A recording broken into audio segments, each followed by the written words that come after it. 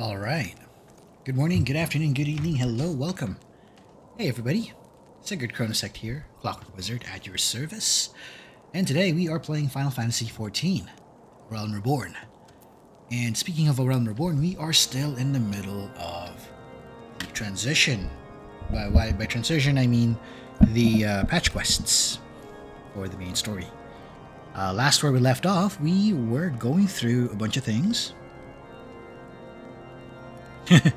And indeed, this is a perfect time to chat and chill. So hello everyone who's watching this right now live and also catching up on the VOD. So VOD gang, hello as well. Welcome to the stream for all of you. Welcome to the video, or whichever you're watching right now. So another Metal Slime, welcome back. Glad to see you again. It's a perfect time indeed. And depending on where you are at right now, if you're chilling right now in the evening, or on the morning, or in the afternoon, take your time, enjoy yourselves. And I'll be glad to be with you for the rest of at least a few hours. Now, last where we left off, we were going through a bunch of things, among which include helping Alphinaud in running the Crystal Braves, finding out some espionage and intrigue happening in the back due to the Immortal Flames being infiltrated. And also we have this deal with the, what do you call this, with Kurthus and the situation with the heretics and their leader, Lady Iceheart. So with all of that happening in the background, we're trying to see what else is going on. We're basically trying to fight fires, so to speak.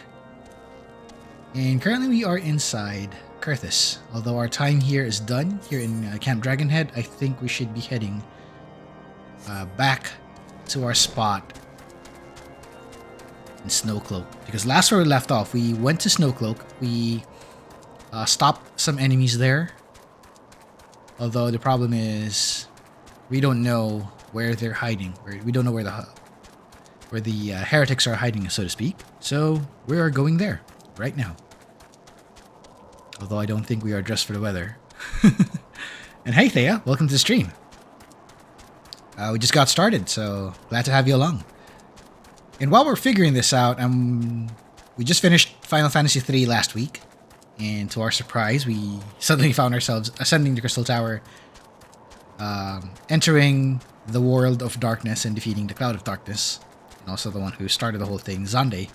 So right now, we are currently figuring out if it's too soon to do Final Fantasy IV, or if we could play something else in the meantime before we get there. So we're kind of stuck at that point. So while that's going on, let's run to Snowcloak in this blizzard. I have a feeling by the time we hit level 51, I'm switching to Samurai. Won't be long before that happens.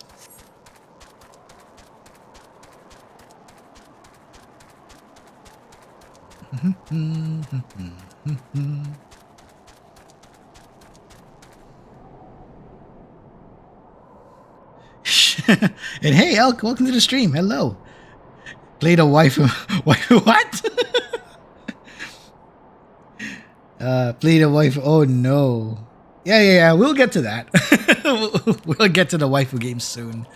I'm not sure which one though. I have two games in mind at the moment, but I'm not sure which one I should go for. Ah, dang it. Wrong spell.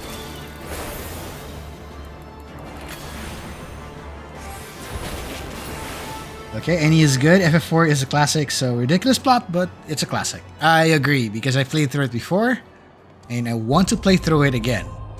But with a pixel remaster touch on it, though. So, agreed. More... Yeah, sounds like Blaster Master. Yeah, I think I should do that tomorrow. We'll do Blaster Master tomorrow. Oh, and speaking of which, there's a thing coming up next week. There's a holiday.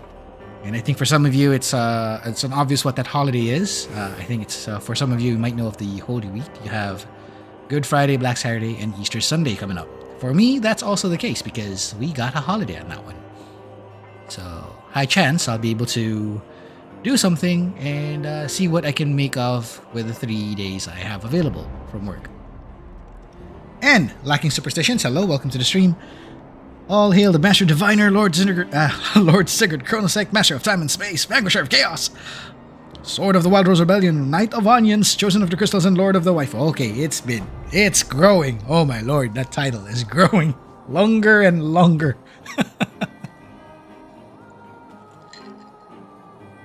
It won't be long before we start seeing two-part title reads at this point. It won't be long. I think we're getting to the point where it sounds like Booby at this point. Booby is in the assistant of Iron Mouse when it comes to the title. Oh god. Anyway, let's talk to Alphinaud. See what we got here.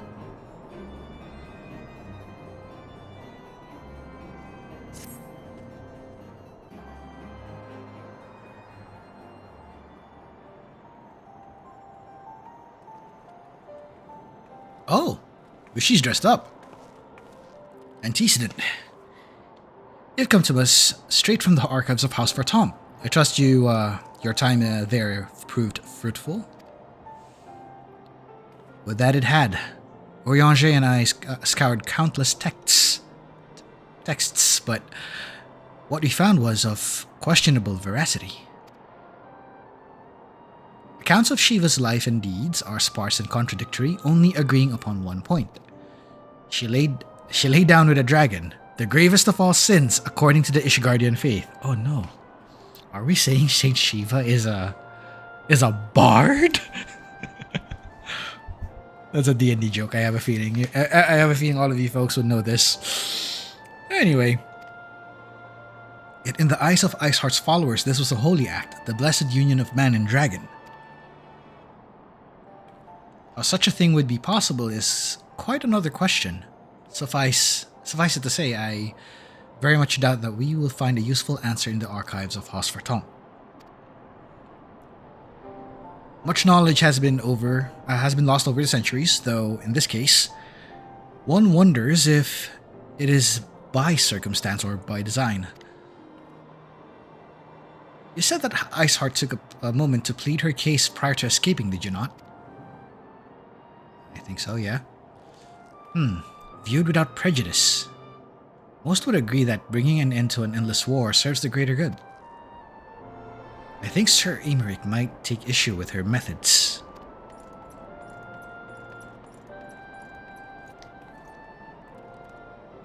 I do not care if a few stragglers manage to escape. Until the sappers confirm that the tunnel is safe, the men are not to search it.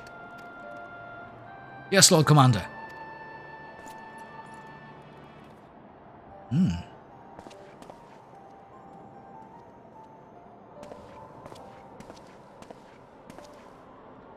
You pursue your foes with less zeal than I expected, Sir Aymeric. Lest you misunderstand, I do not deny that our enemy has given us good reason to be prudent. I merely meant, you being a man of faith, that I had expected a certain single-mindedness. After all, was it not by the will of Haloni that your ancestors came to this land? Why they took arms against the Dravanians? What would they have done in your position? What would have they done in your position, I wonder? There are those who believe in that faith is a renunciation of free will, that unquestioning devotion is required of all who would live a life in service to the Fury. Such righteous fervor may well serve a knight on the front line, less so a leader of men. We are all at liberty to interpret the scriptures as we will.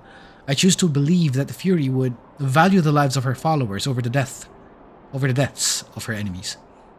But I would not presume to speak of the Knights of Eld. 'Twas a different time, nay, a different era, and scripture tells us only so much. With that, it told us more.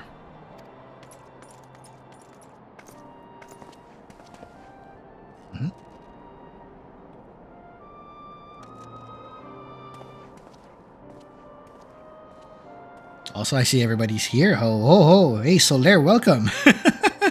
Welcome to the... Oh, you're watching UFC right now. Awesome. No worries, no worries. As long as you have me in the background, I'm fine. And yeah, Ishgard happens to be one of my favorite areas in the whole game when I was playing through the free trial, so I would agree with you on that one. And hey, Selena, welcome back. Welcome to the stream. Glad to have you along. In case you're wondering, we are currently still in A Realm Reborn, but on the tail end. We're getting further and further through the patch quests that will transition us towards the next expansion. As you can see, it's starting to get there. That man is awfully pragmatic for a servant of the Holy See. A welcome trait at the negotiating table, to be sure. Less so when one's enemies are making ready to harness the power of a god. Mayhap he does not truly believe that Iceheart's plan can succeed. Truth be told, I too remain somewhat skeptical.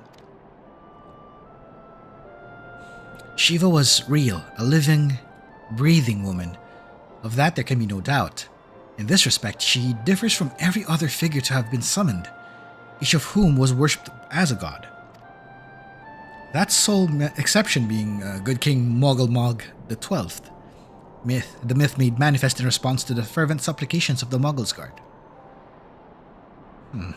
Saint Shiva may differ, but what of the heretics? They are a tribe of outcasts at war with a mighty nation who yearn for the resurrection of the one who embodies their beliefs. If that's not placing one's faith in a higher power, then what is? Crystals and conviction, Infilia. They have both in abundance.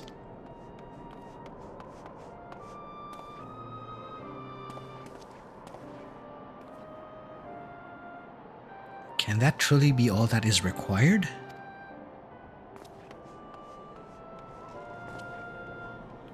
My survey team has concluded a preliminary analysis of the Aetheryte Iceheart used to escape. They believe that she teleported to another Aetheryte, somewhere not far to the west. Despite the apparent proximity of the second Aetheryte, however, they have been wholly unable to detect its presence directly. Unless Iceheart has some means to mask its signal, I can only presume she had it destroyed to prevent us from following her. Without the means to teleport as she did, we have no choice but to search for an alternate route. Most likely a tunnel, assuming one exists. Let us not give up on the teleportation idea just yet. One of our colleagues in Charlian may be able to assist us. Ooh, I think I know who this is. I pray that you are right. I dare not think of how long it will take us to survey the entire tunneling system. And there we go. Let's find out.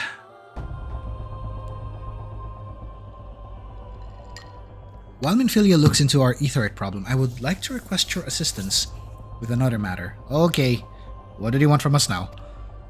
The third unit is currently tracking the remnants of the heretic force which attacked us. However, the search goes poorly, despite our numbers. Carthus is vast, and Iceheart's followers know the terrain far better than we. Your knowledge of this region may serve to hasten the process. The sooner we capture Iceheart's followers, the sooner we can press them for their leader's whereabouts. Also, though it is admittedly a selfish request, I feel that my braves would benefit immensely from working alongside you. While we have our share of veterans, we also have more than a few less experienced recruits, many whom look up to you, in case you were not aware. I guess I should. Good. I knew you would understand. Yoyohase can apprise you of the details. While the task is complete, come and find me at the observatorium. Captain Ilbert and I are meeting there to discuss the latest developments in his investigation. The Temple Knights shall hold Snowcloak in our absence. Let us leave them to their work. Ours is more pressing. Okay.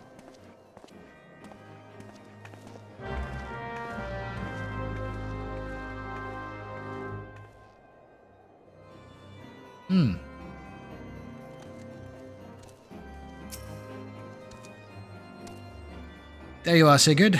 Commander Levelier instructed me to wait for you. Your assistance is most welcome, believe me. Also, the third hail from Ulda, and for a man accustomed to the feeling of sand beneath his boots, the crunch of snow can be rather disconcerting. Poor desert boy. He's not used to this. But to the matter at hand. Nary a moment ago, I received word that the heretics we seek have been spotted making for Danifen Pass. My braves are already in pursuit, and I should be grateful if you would join them. I myself shall take part in the hunt. Never let it be said that I do not earn my coin.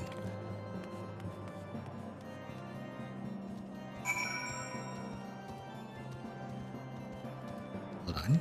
Let me top you up real quick, friend. Alright, he's in combat mode. Right, let's bike up.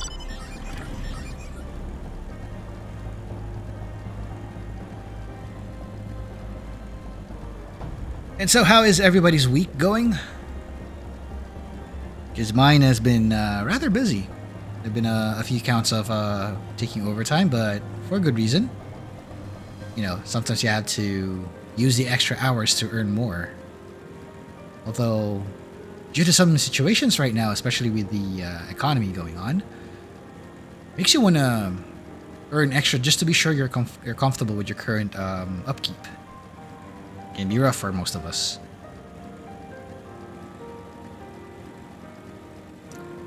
Although, here's another thing I should mention. Sometime around May 1st, starting at that point until, or basically that whole weekend. May 1st, May 2nd, May 3rd. Around that time, I don't think I'll be able to stream because I won't be home. I'm going to be elsewhere.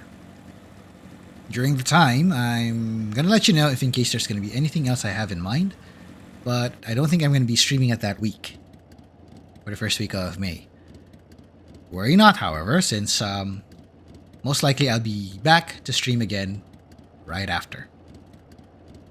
And on the bright side, I think this might be an offset. This might offset the fact that I'm going to be streaming probably either twice or thrice, I think, this coming weekend. So we'll see how that goes. Because I'm also testing a few things as well in the back.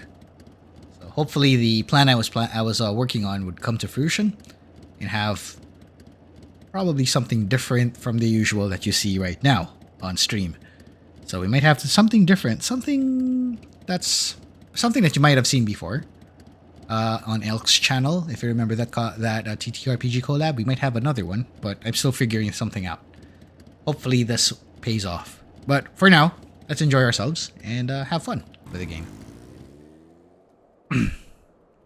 Falls balls! My ankle's on fire. Caught my boot on a rock or something and twisted it as I fell. The others went on ahead to through Danifen Pass. Hurry, and you might catch up. If you're unsure where to go, look for tracks. This snow is fresh, so they shouldn't be hard to find. Snow's fresh, huh? Alright. Snow's pretty fresh. Morning fresh.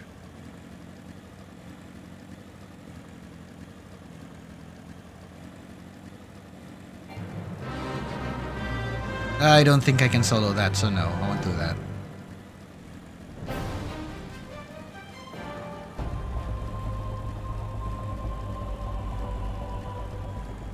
Maybe if I have a healer with me.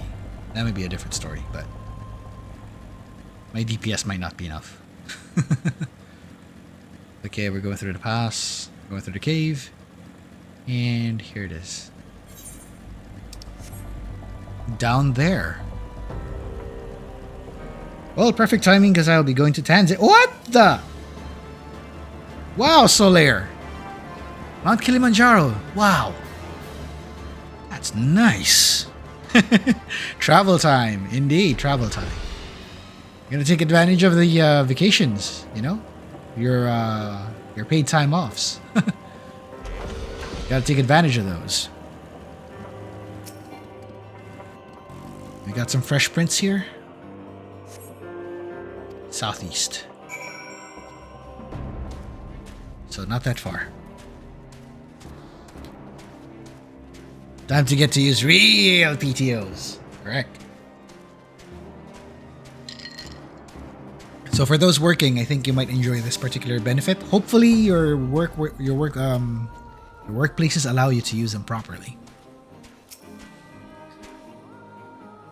Scion, what are you doing here? The heretics? I'm not sure. There was a great scaled beast and Yuhase? I think he went east on his own. The heretics split up, so did we too. Oh man, that doesn't sound good. They're gonna corner the guy. Oh yeah, if they don't let you use your PTO, you're adequate. Agreed. It's like they should give people times to rest, you know? Rest is a part of your performance as well. You need those moments of lull and those moments of grinding. It's like music, you know? Okay, there you go. Time to zap you and this.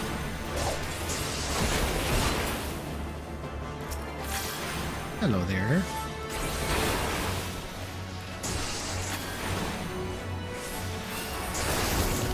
There you go. Double cast. How embarrassing. I was so intent on following the heretics' tracks that I almost failed to notice that they had doubled back. Almost, mind you. One tried to sneak up behind me and got a knife in the gut for his troubles. Oh, dang, he's good. I thought myself alone, so I started searching the dead man's knapsack for anything of interest, and lo and behold, before his friends found me, I came upon this. Withdraw in groups of 3 or less to the observatorium. Give the signal and wait. The merchants will be watching. Be late and be left for dead. Speaks for itself, does it not? They can't possibly mean to rendezvous inside the place, so we should restrict our search to the surrounding areas. Let me rephrase that. You should restrict your search to the wilderness around the observatorium. I will need more than a moment's rest to recover from these wounds. Poor Yoyohase. He got wrecked. He got wrecked. I drew in my joke, dang it. Oh boy. It happens. It happens, Solaire. It happens.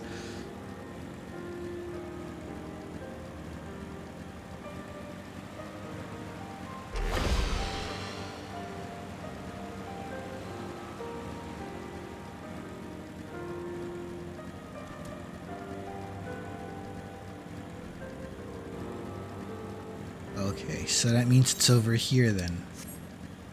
Somewhere around here. Hello, buddy. What are you doing here?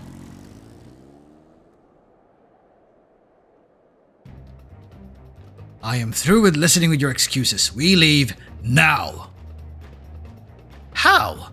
The woods are crawling with those bluecoats, and the knights are searching every wagon that passes through the gates. Well, stay with him then, if you think you'll fare any better. Now, there's no need for that.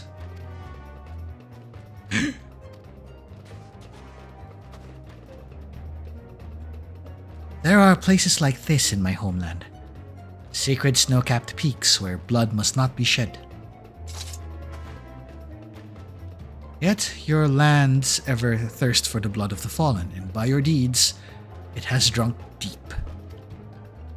No, I have done no wrong. None but meet in secret with heretics. Deny it all you will. We shall have the truth from you yet. Inquisitors are not the only ones skilled in the art of interrogation. Damn it all. Ugh.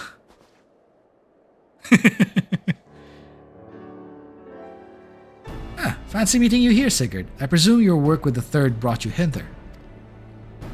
What a tangled web, lest you wonder. We came not for the heretics, but for the merchant who has been conspiring with them. He came to our attention during the course of our investigation into the Ivy. It beggars belief, I know, but it seems our favorite Garlean spy may have been providing assistance to Iceheart. Were it not for the efforts of Lady Yogiri and her shinobi, you might never have discovered this connection. Master Alphinaud is too kind. I fear my people and I have done little to aid your search for this spy. We long to strike back against the Empire and weaken their influence in this land, to prevent the tragedy which befell Doma from reoccurring. The days ahead and the work they promise will require a very particular set of skills, skills which I am fortunate enough to possess. If you would allow it, I would accompany you until the investigation is complete. That is a most generous offer, Lady Ugiri, and one which I gladly accept. Thank you. Though I may disappear for a time, know that I shall never be far and shall always be watching. A comforting thought. Come, Sigurd. Let us wait inside for Captain Ilberd to return and deliver his report. Well, that went well.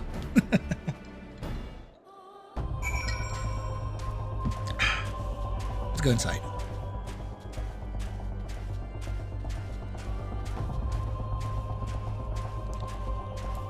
And let's extend your lease because I still need you. Oh, speaking of which, speaking of lease. No new levels yet. We're almost there. Not yet maxed.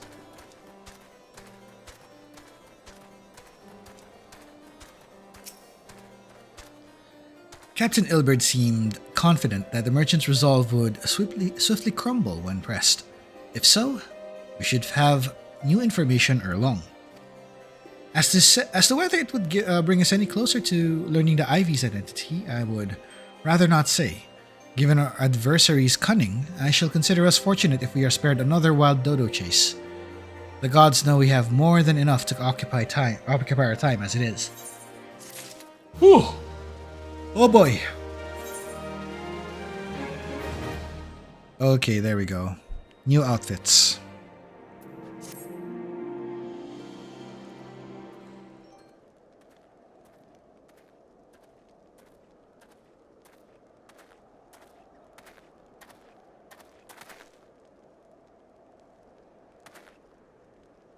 Captain Ilberd, your report, if you will. Aye, Commander. First, with regard to the heretic we captured, I regret to say that the man could tell us not that we did not already know of Shiva. We have since handed him over to the Ishgardian authorities. Henceforth, the Holy See will pursue the matter independently. Our inquiries concerning the Ivy, however, have proved more fruitful. We have ascertained the channel by which the heretics acquired their information on the shipment routes. Go on. You will recall the flame we first identified as being the Ivy's employ. From him we were able to trace a trail of conspirators, each taking us closer to his master. Alas, the trail came to an abrupt end. Fearing that the investigation has been compromised, we took the necessary step of detaining all suspected of conspiracy. There were 5 on our list, including a flame stationed at Revenant's Toll. The man's primary duty was to keep an inventory of donations from abroad, the particulars of which he would not share with benefactors, thereby ensuring that the needs did not go unfulfilled. By virtue of his role, he was privy to the details of all shipments bound for the settlement. Needless to say, that included those originating from House Fartom. He knew the precise route the caravan would take, and he sold that information to a merchant. I think I can guess which one. None other. With a little encouragement, he soon confessed to knowingly aiding and abetting the heretics. Well, that is one mystery solved at least. But what of the Ivy? Are we any closer to prizing off his mask? I dare say we are, Commander. Our relentless pursuit has forced him to commit a grave error. In a desperate bid to cover his tracks, the Ivy resorted to exercising certain administrative powers available only to high-ranking members of the Immortal Flames. If you consider then that our investigation is known to barely a handful of them, the field of suspects is greatly narrowed. You mean to say that the agent is among Raoban's innermost circle? Someone who has been with him since the Immortal Flames establishment. It is the most plausible explanation. The infiltration likely occurred during the company's founding, with the groundwork for the act being laid beforehand. To slip into a position of authority unremarked and remain above suspicion all these years. I too was surprised, though. I really should not have been. Of the three grand companies, Ul'dah was ever the more vulnerable to infiltration. The story is just way better than FF2 and 3 though. It takes a lot. It does. It actually does take from that. It takes from 2, 3, and every other FF. The thing about A Realm Reborn, despite how people would say it's might be the lowest of the storylines, what A Realm Reborn does is lay the groundwork for all the storylines to work. That's why it looks like that.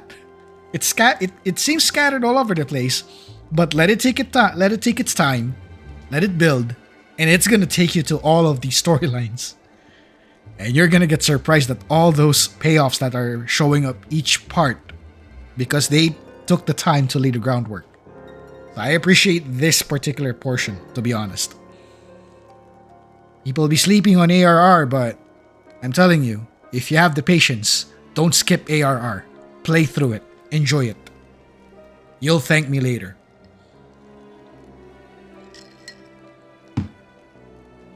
So I have someone who I introduced this game to, a close friend of mine, and upon she thought that the storyline was boring, but the moment she reached this part, she was hooked. We got her. Hook, line, and sinker.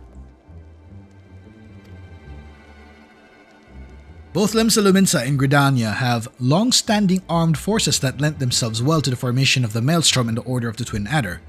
To all intents and purposes, it was the same people, loyal ones, mind, under the same leadership. Only the banner was different. Not so the Flames.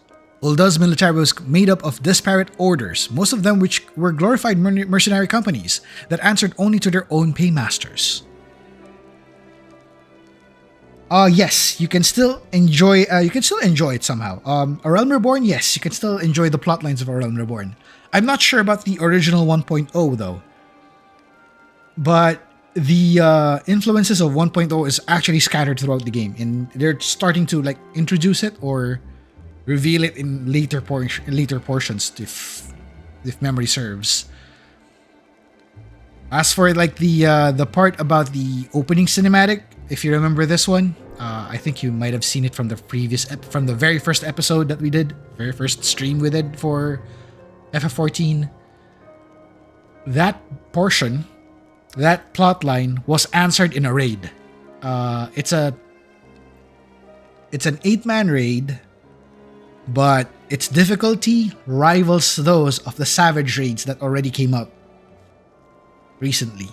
So, to best enjoy this portion, which is called the Binding Coils of Bahamut, for us to enjoy this, we might have to enter this at a later time. We need to be at a high level. If we can like solo it properly, we'll have to go through this solo, unsynced, at least at level 70 or 80. I'm thinking level 80. I might have to do this at level 80, so we'll reverse at that. Yeah, I hope there are still VODs of people who would get through the original plotline before the game was rebooted. I think Sonotic Scribe had some footages of that. If not, there might be others, but more of like, you know, I think there are some others who did that. And we might need to dig to find out who has details of the previous FF14. Come to think of it, there's also like there's also footage of FF14 before it shut down, like the very final hours. When they were playing through the whole scenario, they were all setting up before the whole crash. And the final cinematic that plays before the service shut down. There was a video of that.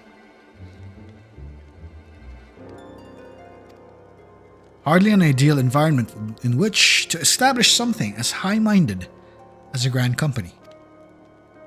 The difficulties Raoban faced were founding the Immortal Flames is well known. Even after he has convinced his fellow syndicate members to share the cost, there remained a small matter of finding enough bodies to fill the ranks. Oh, hi! Hi, Hannah. Welcome to the stream. And yeah, that's cool. Indeed it is. This is why I like this game. Indeed. And given the pressing nature of the imperial threat, that meant recruiting every passing sellsword. Amidst the chaos of its founding, it would have been child's play to infiltrate the company. A good deal easier than now, eh? The Immortal Flames have ever been caught between conflicting interests, the public and the private. Though the monetarists ultimately agreed to support the organization's founding, it was not out of charity that they did so, but simple self-preservation. Had Niall Van Darnus's ambitions... There, Niall Van Darnus. I'll mention this name again later. Remind me, so I can tell you who she or he is. Had Niall Van Darnus's ambitions been any less apocalyptic, you may be sure that they would never have risked supplying Raoban with an army. It is but a wonder that they did not attempt to extinguish the flames the moment the danger had passed. Returning to the present, even as we speak, our Doman allies are shadowing several high-ranking flames, any one of whom could be the Ivy. Desiring to deal a blow against the Empire, the refugees were eager to lend us their aid. I expect to hear that from them ere long. Very good. Pray continue your investigation with the first. Meanwhile, have the second attend to the Unrest. The third can join the fourth in inspecting crystal shipments. If they notice anything unusual, I want to know about it. If Shiva is summoned in like manner to the other primals, the heretics will be looking for further supplies. Understood, Commander. I shall send word to Sir Aymeric, informing him of our success in identifying the heretics' abettors. Hopefully, the information will be of some use to the Ishgardians. It is time, Commander. Yes, I am aware. An emergency council of the Alliance leadership has been called. There have been developments in Garlemont, it would seem. As commander of the Crystal Braves, my presence has been requested. I would have you accompany me, Sigurd. As the realm's stoutest champion, 'tis only meet that you be present for the discussion. Oh, and the antecedent has already given her consent, lest you worry. Okay, that is interesting.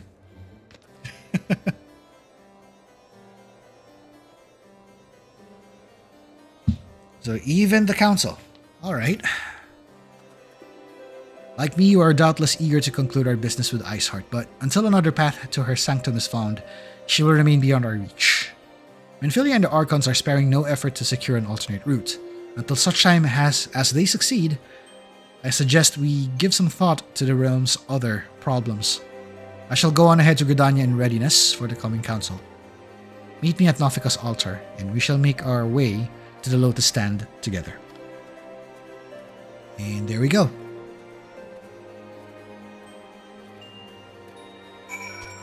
Let's... Oh, wait. Chocobo time. Let's run with the Chocobo then.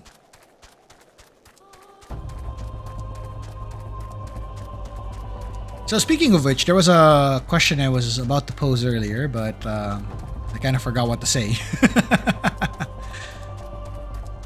So in the matter that we are still figuring out preparations for Final Fantasy IV, since that's going to be the next game I'll be playing, the question would be, what would be a good game to play for the time being? Should we revisit Blaster Master?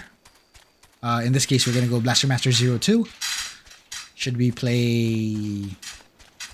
There's another game I had in mind. I was wondering if I should get this game.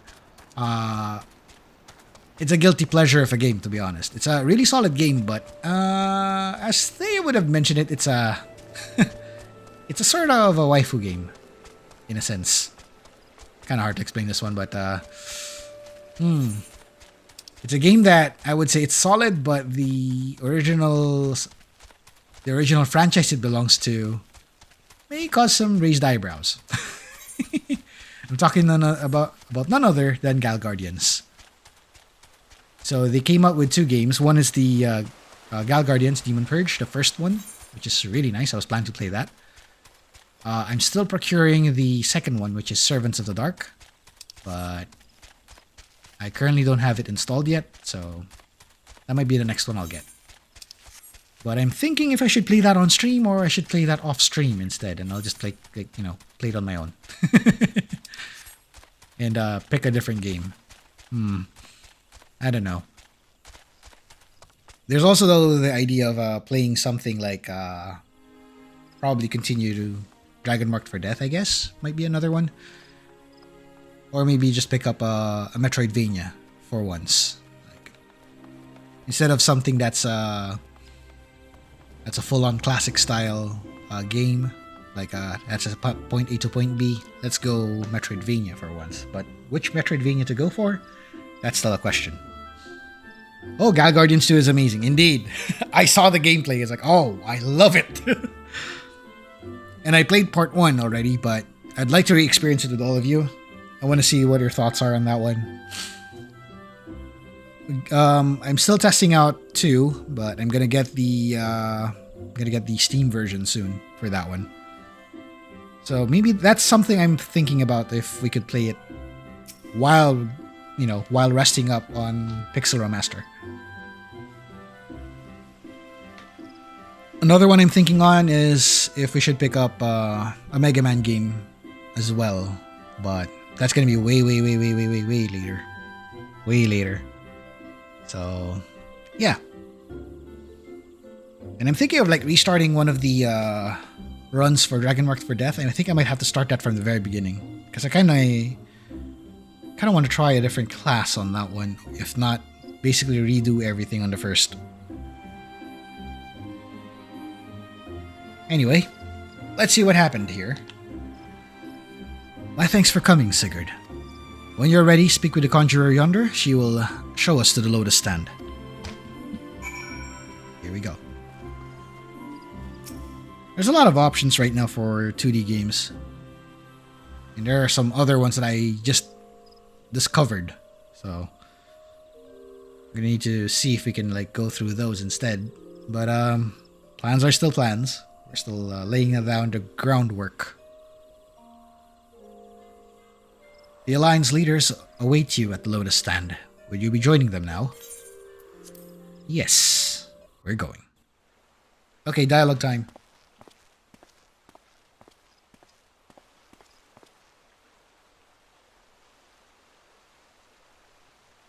Change has come to the Garlean Empire, and we must discuss the implications.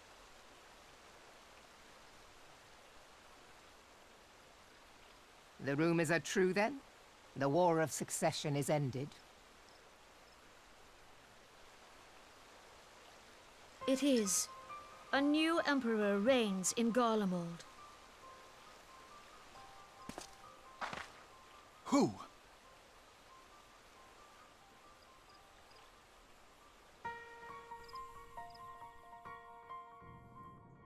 The birth and all too rapid expansion of the Garlean Empire is commonly attributed to the strategic brilliance of Solus Zosgalvis, yet he did not rule alone.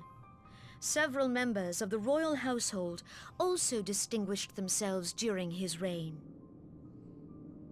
Nevertheless, it was the eldest son who stood to inherit the throne, until his most untimely passing. I thought us fortunate when I learned that the Emperor had died without naming a successor.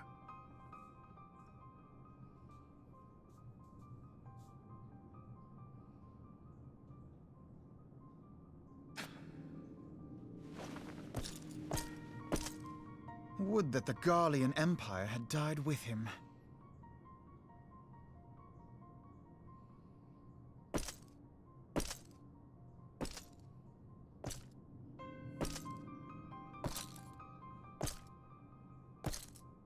Please do not tell me that's Keck. 'Twas the grandson and his uncle who had the strongest claims, was it not?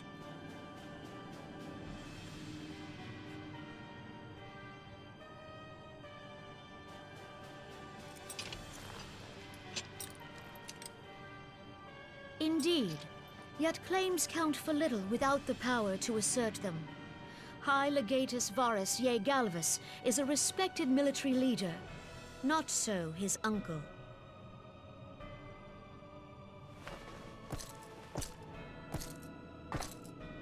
So young Varus has torn the crown from his uncle's grasp and taken his place at the head of the Empire.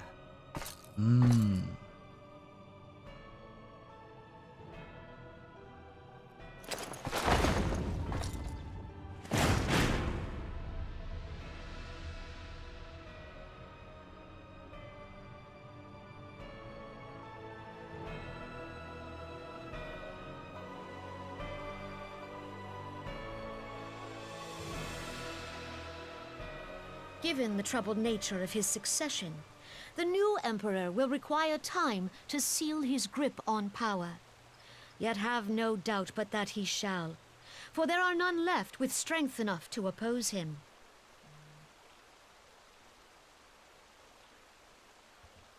Since the success of Operation Archon, the remnants of the 14th Legion and the forces occupying Alamigo have done naught but fortify their positions. But you can be sure they'll be ready to march on us again, if their emperor gives the word. When, not if. They say this Varus was so set upon Eorzean annexation that he spoke out against the Meteor Project. Plainly, the new emperor's intentions are of great concern to us all.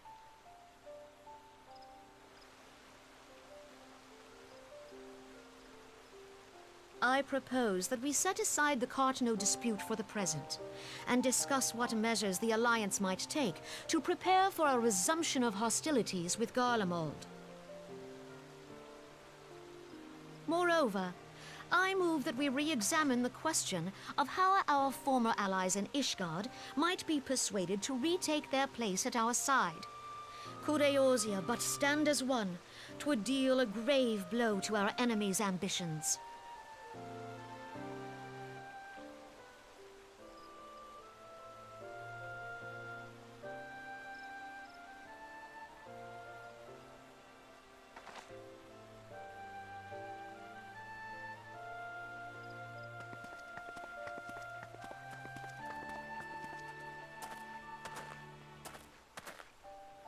Well, I suppose we should be grateful that they have finally acknowledged the inevitability of Imperial attack. Who knows? They may even do something about it.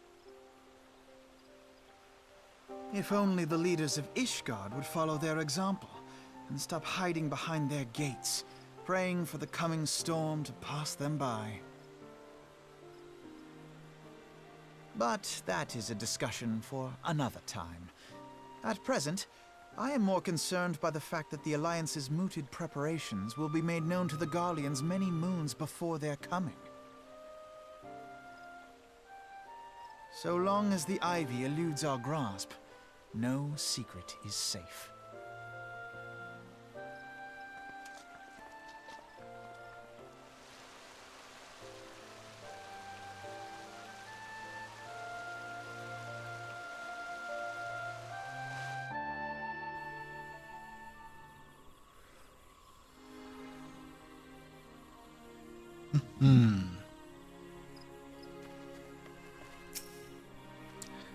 It will not have escaped your notice that the nations of Eorzea are no nearer to being of one purpose, despite their protestations to the contrary.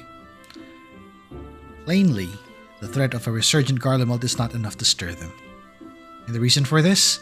Deep-rooted mistrust amongst the citizenry. The nation's leaders can come to all the understandings they like, but their unity means little and less to the common folk. Take the Limincents, for instance. Though Admiral Merlwyb outlawed piracy over a decade ago, foreigners still picture the nation that has a haven for grog-swilling, wooden-legged cutthroats.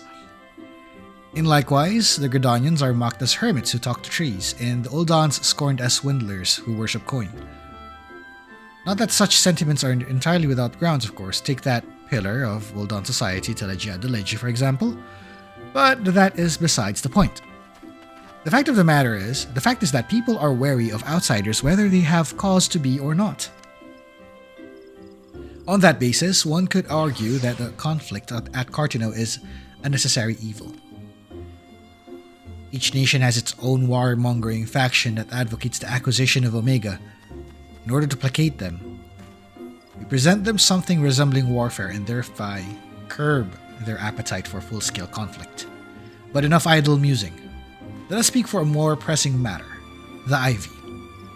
Since we spoke at the Observatorium, Captain Ilberd has further shortened his list of suspects, and by happy coincidence, the one he deems the most likely candidate is lately come to Gridania. The hunt nears its end, Sigurd. All that remains is to corner our quarry. Seek out Ilberd near the Adder's Nest, and he'll give you the particulars. Should there be any developments in Kurthus, you may be sure that I will send word without delay. In the meantime, I wish you success in apprehending the Ivy. Alright. So they alluded on something specific earlier. They mentioned Project Meteor. They also mentioned Niall Van Darnus. These two bits are actually the key storylines for Final Fantasy XIV 1.0. Most namely, the bit about Niall Van Darnus. She is the one, or he, rather. It's confusing. It's hard to understand this bit because I'll put the twist right away now. Niall Van Darnus, while noted, I think listed as a guy, is actually a girl. The actual person behind the mask of Niall Van Darnus, the original one, was dead. And somehow the one that's currently piloting it, I think, is someone related to the actual Niall Van Darnus. And thanks to the various functions of Magitech armor, you could say that the current Niall Van Darnus was using a voice changer. Sounds like a VTuber thing, but no. I digress. Anyway, Niall Van Darnus was the one behind the Meteor project alongside other folks, including a particular person in the life of, I think you remember this guy, including the father of Sid Garland. I forgot his last name. I think it was Midas Nan Garland, I think. We'll see more of him at a later storyline. Anyway, it's because of those guys that Project Meteor became a thing and threatened Eorzea completely. It threatened Eorzea to the point of destruction. And what Project Meteor was actually pertaining to is, if you remember, there were originally 2 moons in Eorzea, or in the whole of Hydaelyn. Hydaelyn is basically the planet, just to differentiate, and Hydaelyn was orbited by 2 moons, one of which is the red moon, Dalamud. Dalamud crashed in the process of Project Meteor, and that's what you saw in the cinematic. In reality, Dalamud is not exactly a moon, it is actually an Allagan construct that was confining the primal Bahamut. Oh boy, that is a mouthful. So basically, that's what happened. And that is why this whole scenario is actually important to note. Anyway, let's talk to Ilberd and push the story, shall we? Why, thanks for coming, Scion. Doubtless the commander has informed you, but we have unmasked the Ivy. From this point on, we must proceed with extreme caution. Let's get this. And we're about to get the Daystar robe.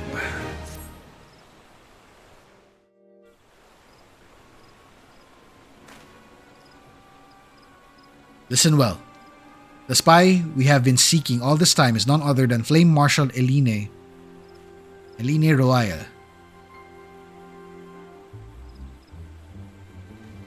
Man, that is a mouthful. I can't pronounce that. Eline Roy. Rauban's second in command. Ah, fuck, it's the Elizen. It's the cute Elizen. No. There she is. Prior to joining the Immortal Flames, she was a mercenary of no small renown. They say her skill with the polearm has had to be seen to be believed. Of Ishgardian birth, she is the highest ranked foreigner in the Immortal Flames, barring the Flame General himself, of course. Okay, so in this case, Roai is Ishgardian, and to anyone who hasn't wondered about, Rauban is actually Alamigan. He's not Uldan, he's Alamigan. He's from Alamigo. There's that note of distinction there. When he informed the Grand Company, Rauban chose people based on their worth. Whence they hailed was of no interest. The monetarists saw things differently, however. Having funded the enterprise, they reserved the right to reject candidates nominated for high-ranking positions. And it was no secret that they did not favor foreigners, Ishgardians especially, after the way the Holy See forsook the alliance.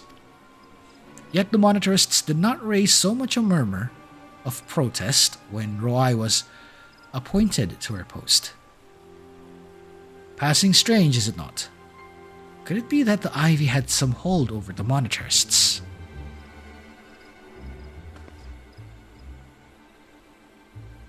Oh, she noticed.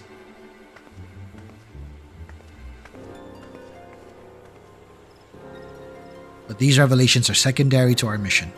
Of foremost interest to us is Roy's presence here, now. As you may be aware, it is the duty of the Flame Marshal to command the Immortal Flames in the absence of the Flame General. While Rauban attended the Council of Alliance Leaders, she should have remained in the Hall of Flames. The woman has no business being in Gridania, yet here she is nonetheless. On some pretense, she is up to something, mark my words. Even as we speak, I had a dozen men trawling the Flames' records for evidence of Roy's guilt, but if we can catch her red-handed, we shall have all the proof we need. Which brings me to the plan. I have people watching the city gates, the airship landing, and the docks. Give every point of egress. She cannot leave without our knowledge. All that remains is to shadow her until she betrays her true purpose. Can I rely upon your eyes, Scion?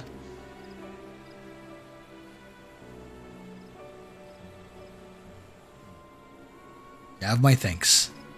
Let us go then, and take care not to alert our quarry. Oh boy, espionage. Time to follow.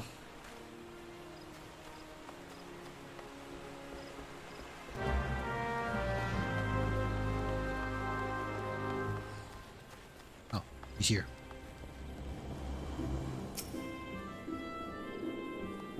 Roai is headed to the direction of the Blue Badger Gate. With me. Alright. Follow.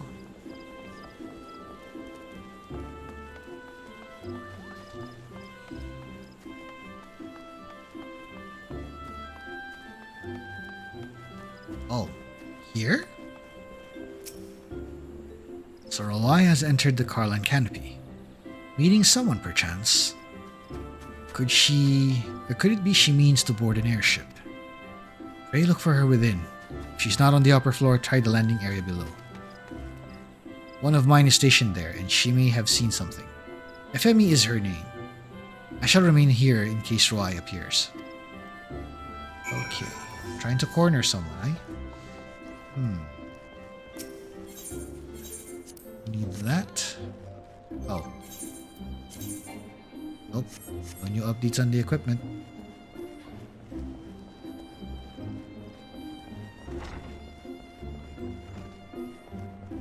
Oh, there's Efemi. Hey, I remember you.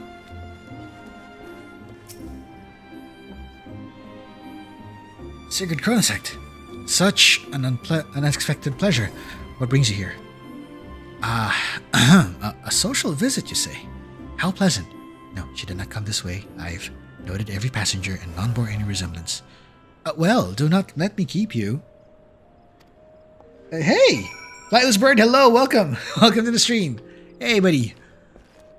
Right now we're still pushing through A Realm Reborn, and it's getting crazy. It's getting interesting. We got intrigues. We got intrigue and stuff going on.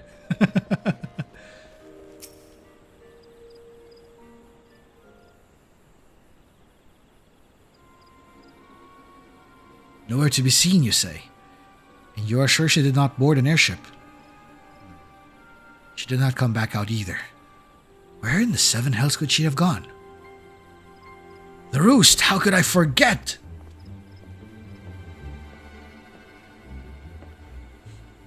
Greetings, good sir. Might I interest you in some Moon Tui tonic?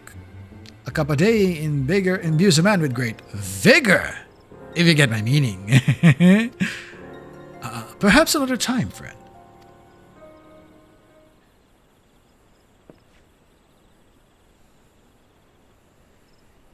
Is that intrigue marked by the laughs of an evil clown? Well, no sign of an evil clown yet, but intrigue nonetheless. Wait, that necklace. You're a shinobi of Doma. The woman you seek has left Gridania by way of West Shore Pier. She was attired as a merchant, but these eyes are not so easily deceived. You may wish to take your search to the East Shroud. Rest assured, we shall continue to support you from the shadows. These good ninja, they're so awesome. That is so cool. Thank the 12 for the Domans. Were it not for their unique talents, Roi would have disappeared without a trace. Okay. Let's get that set real quick. Okay, pardon me for a bit. Let me do something first.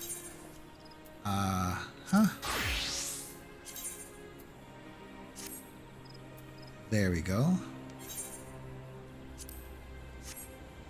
This looks weird though, but I mean the thing looks like glasses in a certain way, but something about the robes kind of feels off. I don't know why. Anyway, healer attire.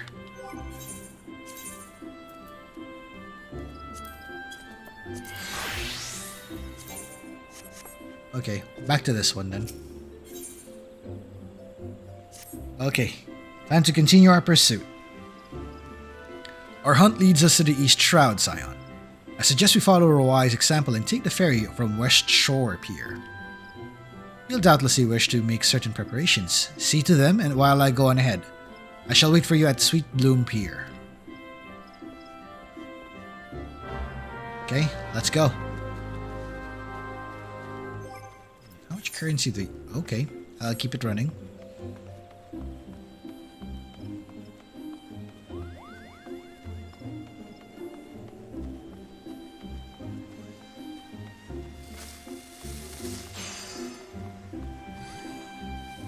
This way, this way.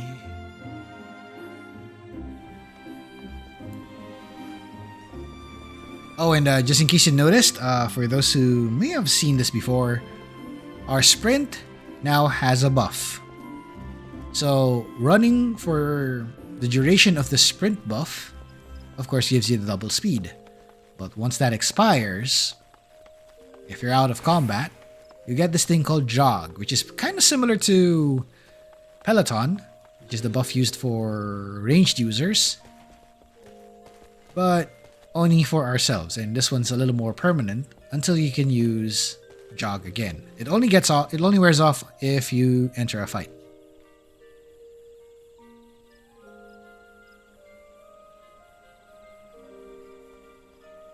Homestuck. Good question. I have no clue.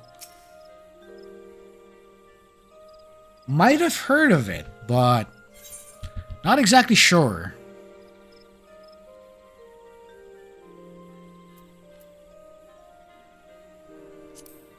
I'm not exactly sure what it's about, but I might have seen a bit of Homestuck. Maybe just like a passing artwork, perhaps? Or some fan art.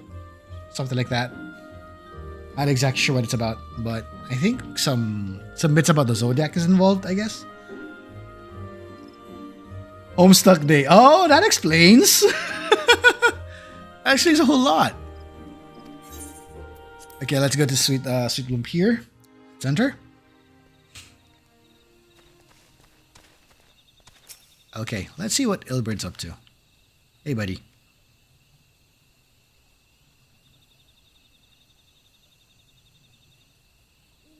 This way, my friends.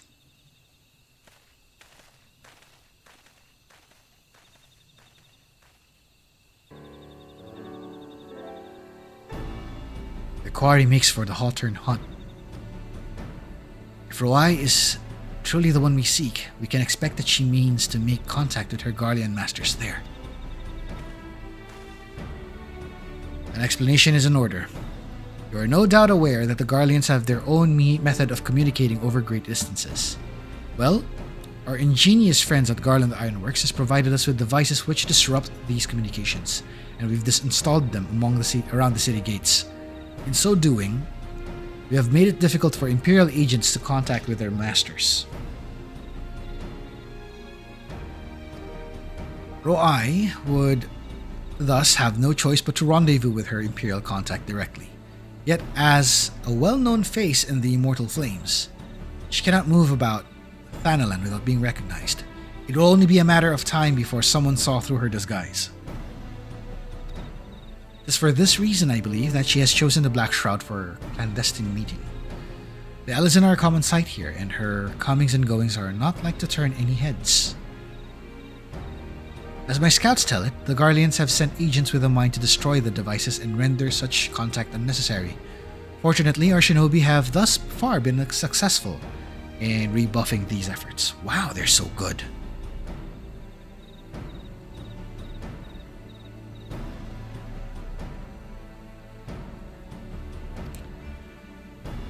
This is it. We need only make for Hawthorne Hut and catch Roai in the act. Well, we are about to capture a spy, folks.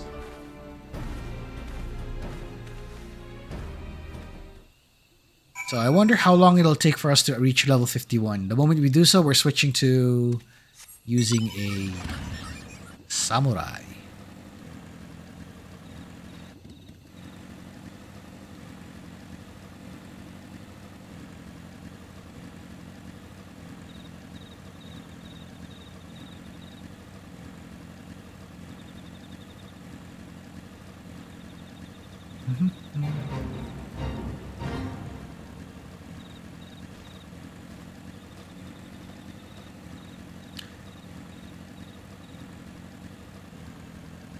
So if anyone is gonna have their moment to,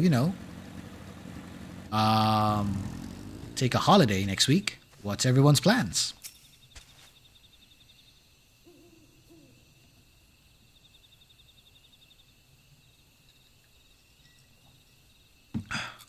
Nice. While waiting, let's see what's going on. My people report that our quarry has departed for the bramble patch. The ivy returns to gnarls where she came. Returns to the gnarls whence she came, but perhaps it is all for the better. To convict someone of her standing, we will require damning evidence against her. What could be better than to catch her in the act when she meets with her Garlean masters? My countrymen and I shall wait in the shadows. Tread warily, my friends. Okay, into the shadows we go. Oh, so your holiday's in June. Oh, it's a pink... Yeah, I've been hearing news about the pink moon earlier today, but I don't think I was able to look up. I guess I'll have to make do with just like either peeking out later or settling for photos, I guess. That might be my best option.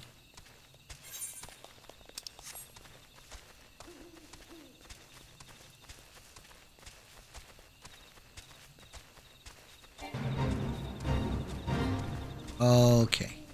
We're not going to deal with that at the moment, so you're safe for now. Here we go.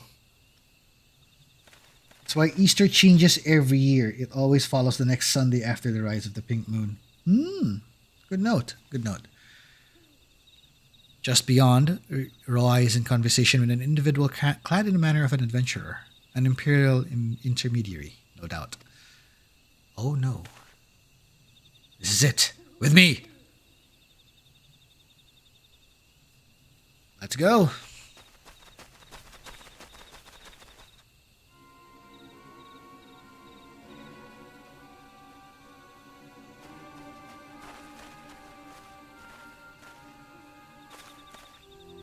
Flame Marshal Eline Roy, you are under arrest for treason and espionage. You are followed, you bloody fool!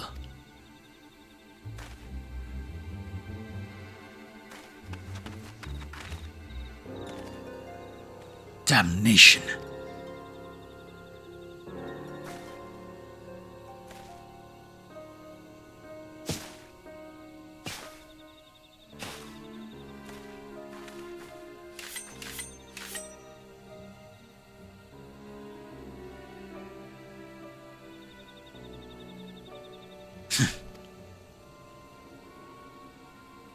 You are unarmed, my lady, and scarcely garbed for battle, but if you wish to fight, you are welcome to try.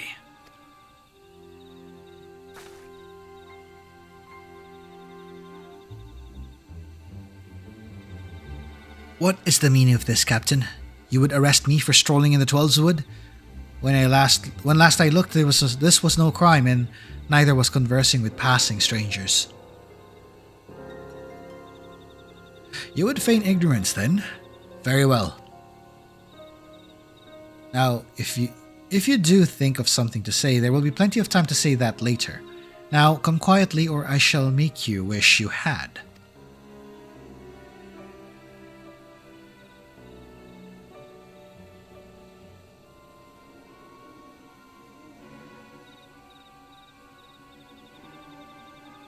I will offer you no struggle.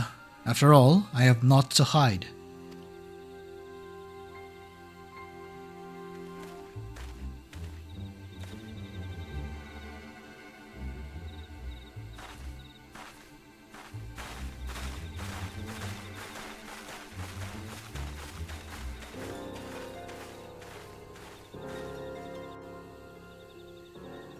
So the telltale sign why the other one looks like a Garlean, you can tell from the weapon. The sword and shield that they carry would usually betray their, their engineering, per se. Because the way they use their swords are a little more broad looking compared to the other swords used by other adventurers hailing from Eorzea. Even a warrior of Roai's renown could not have hoped to escape by force. Despite her claims, her surrender does not bespeak innocence, but an awareness that her position is untenable. With the ivy thus uprooted, it is to be hoped that the tendrils she entwined around the Immortal Flames will gradually wither and die. Mayhap that the people of Ul'dah will have the grand company they deserve. But let us speak of the present. If I may ask, what will you do now, Sigurd?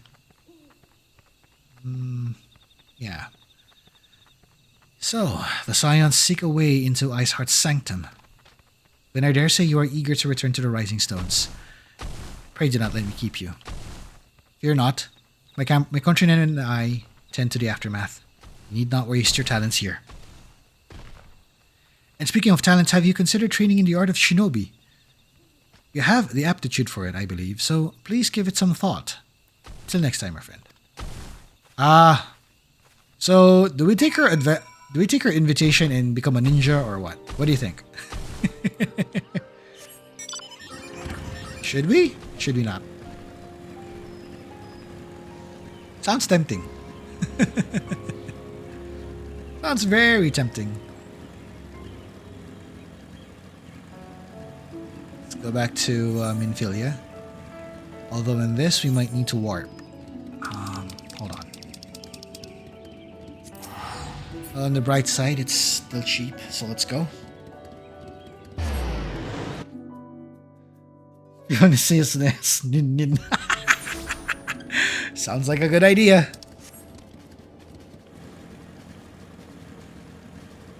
Something to accompany the ninja then. Something to accompany the samurai then, I guess. Sounds like a good idea.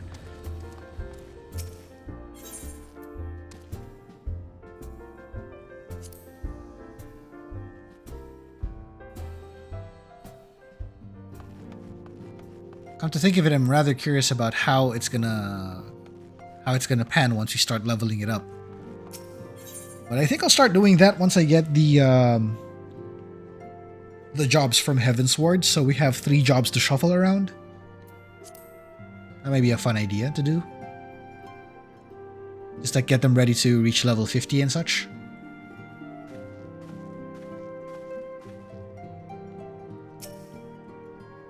Welcome back, Sigurd. I understand that Alphinaud had a task for you. May I ask what it was? Charges of treason and espionage against Eline Rouai. I can scarce believe it. Could there not have been some manner of misunderstanding? No, it avails us not to dwell upon it.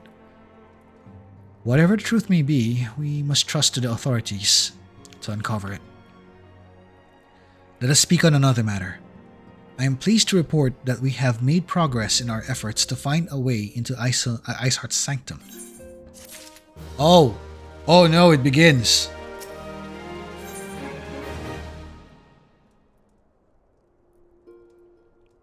Yes, it is a simple plan. No, it's not a band. It's not referring to the band. Oh, good grief. Here we go again with the references, but okay, let's go. Let's see how far we're going. As you may recall, Iceheart used the Aetheryte in the depths of Snowcloak to teleport a short distance to the west, most likely to a sanctuary of some description. It is there that we suspect that she means to summon Shiva using the crystals she stole from the house for Tom Caravan. The heretics believe that they are bringing about the second coming of their patron saint. But if, as we suspect, they mean to hold a summoning ritual of the kind employed by the beast tribes, it seems likely that the result will be something akin more to a primal. Suffice it to say, they must be stopped. And stop them we shall. But first, we must surmount the obstacle that Iceheart has placed in our path. Ordinarily, this would be a simple matter to tap into the established Ethernet and thereby follow our quarry. However, despite our best efforts, we have been unable to ascertain the position of the Aetheryte to which she teleported. Our prevailing theory is that she destroyed the second Aetheryte upon arrival. A reckless, desperate measure, but also an effective one.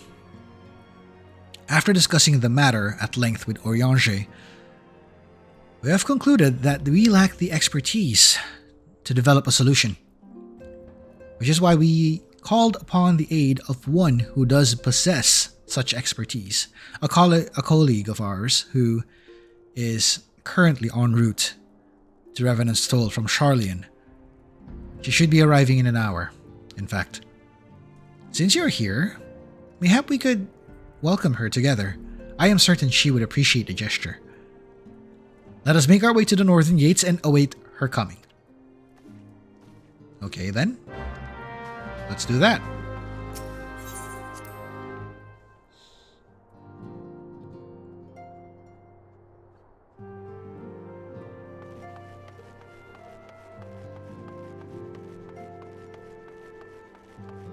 I guess let's go and check up on her.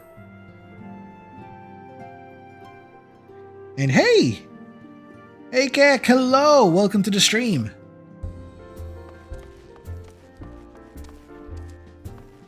So, current developments at the moment is we've managed to figure out the hideout for Lady Iceheart, who I think is leading the summoning of Shiva among the heretics. However, the path to her is obscured and cut off. So we'll have to check that out. See if in case there's a way for us to chase. Oh, and let me change the companion real quick here. Oh wait, no updates on the companion yet. What about the minion? Buffalo. Boo-boo. Let's get this guy. There we go. Let's wait.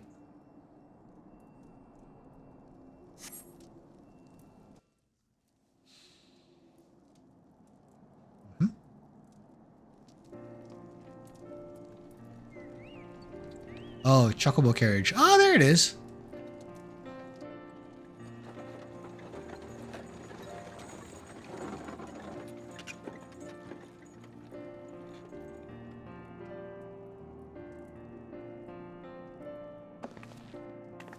Oh. He's a female Rogadin.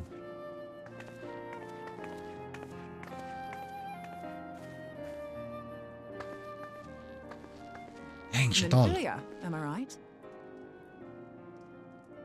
None other. I bid you welcome to Revenant's Toll, and thank you for traveling so far on such short notice. As if I could ever say no to Urianger. Moonbreeder is an accomplished Sharlayan scholar and an authority on aetherite technologies. She has played an invaluable role in our search for a means to capture Ascian souls. Charmed, I'm sure.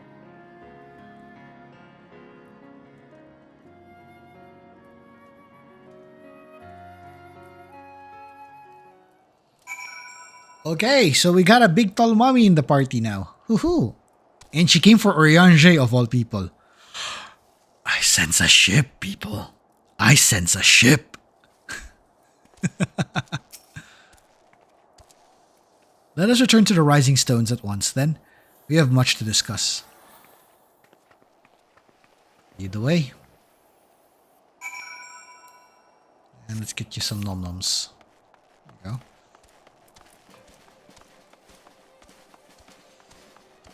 So everyone watching, I think there is a ship coming up. We're about to see it happen.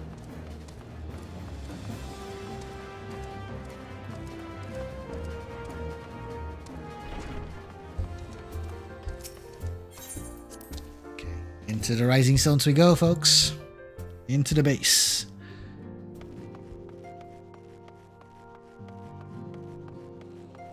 So in case you're wondering what's going to be the plan for tomorrow, I'm still figuring it out, but I have a feeling we might do more FF14. We're going to see how far we can go with this. As for what's going to be playing next week, we're not going to start FF4 just yet. We're still going to take our time to rest, so we might have more streams, but one of them is not going to be FF14. It's going to be a different game. I'll announce it soon once we start streaming tomorrow. I'll let you know the update on that. For now, let's enjoy this.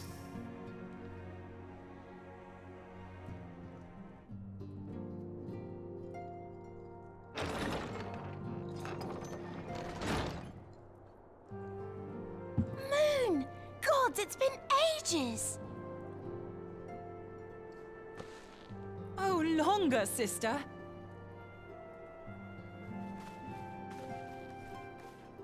A joyous reunion indeed. Well, of course it is. Moon and I are like twin sisters. Save in appearance and aptitude.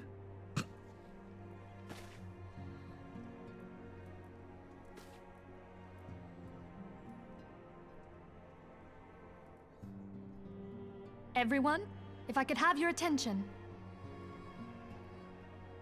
We have with us an esteemed guest who has come from Sharlayan to assist us. I bid Moonbreeder join us here that she might share with us her extensive knowledge of aetherites. Also, as many of you are already aware, she has been overseeing our research into white auracite, a sample of which she has been good enough to bring with her.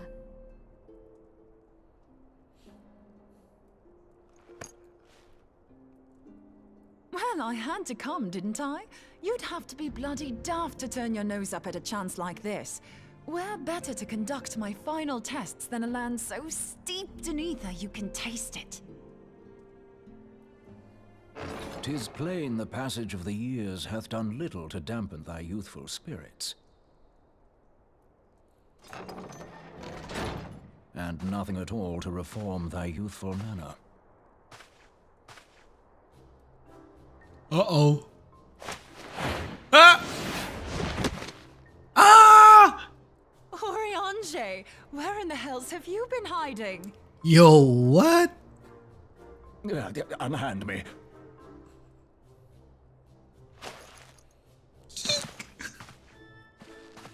I come all this way, and that's what you have to say to me.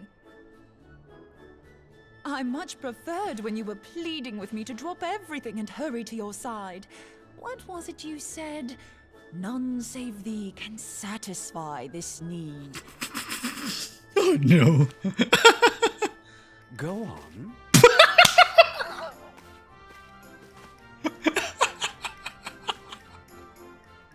Thine artless attempts to misrepresent mine all too innocent motives do thee little credit. Mine intent, as well thou knowest, was but to impress upon thee the gravity of the circumstance. Lest thou doubt, a deiform entity shall shortly be summoned, save if thou and no other grantest my compeers thine aid. You still haven't found it, then? Your missing aetherite? We have not. No. We know that Iceheart teleported to an aetherite not far from the first. Yet even after careful analysis, we could not locate the second beacon. We now suspect that the heretics destroyed the second aetherite to impede our pursuit. Our allies continue to scour Snowcloak for Iceheart's sanctuary, but we have no guarantee that they will find it. Yet it must be found, for even now Iceheart prepares to call upon Saint Shiva. I'm sorry, but if the aetherite's been destroyed, then that's that. Although, you're absolutely sure she used the first aetherite, are you? She didn't just use teleportation magics? One of our own bore witness to her escape. I can say with absolute certainty that Iceheart used the aetherite.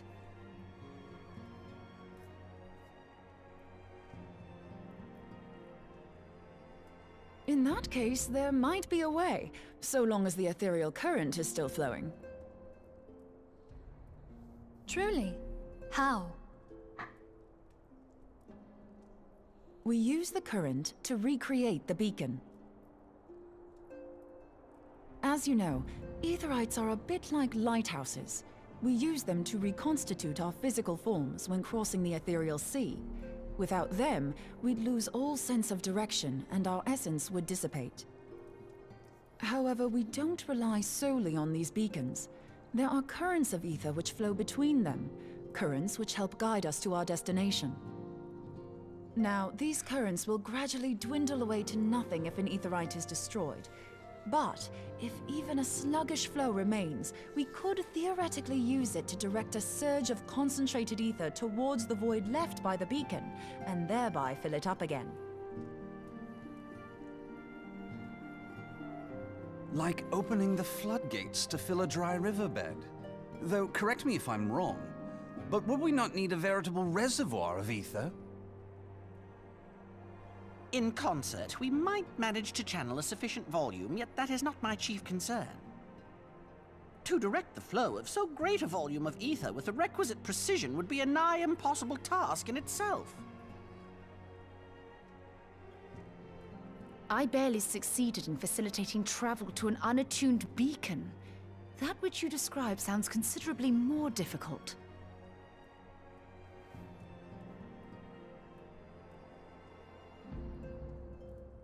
And dangerous. Every person who has attempted to teleport in this fashion has died in the process. They, however, did not have white aura sight at their disposal. I can use it to channel all the ether you can give me into the aetherite. However, white aura sight cannot retain ether for an extended period of time, so we would need to infuse it immediately beforehand. Just so you know, I'd confidently give this plan better than even odds of success.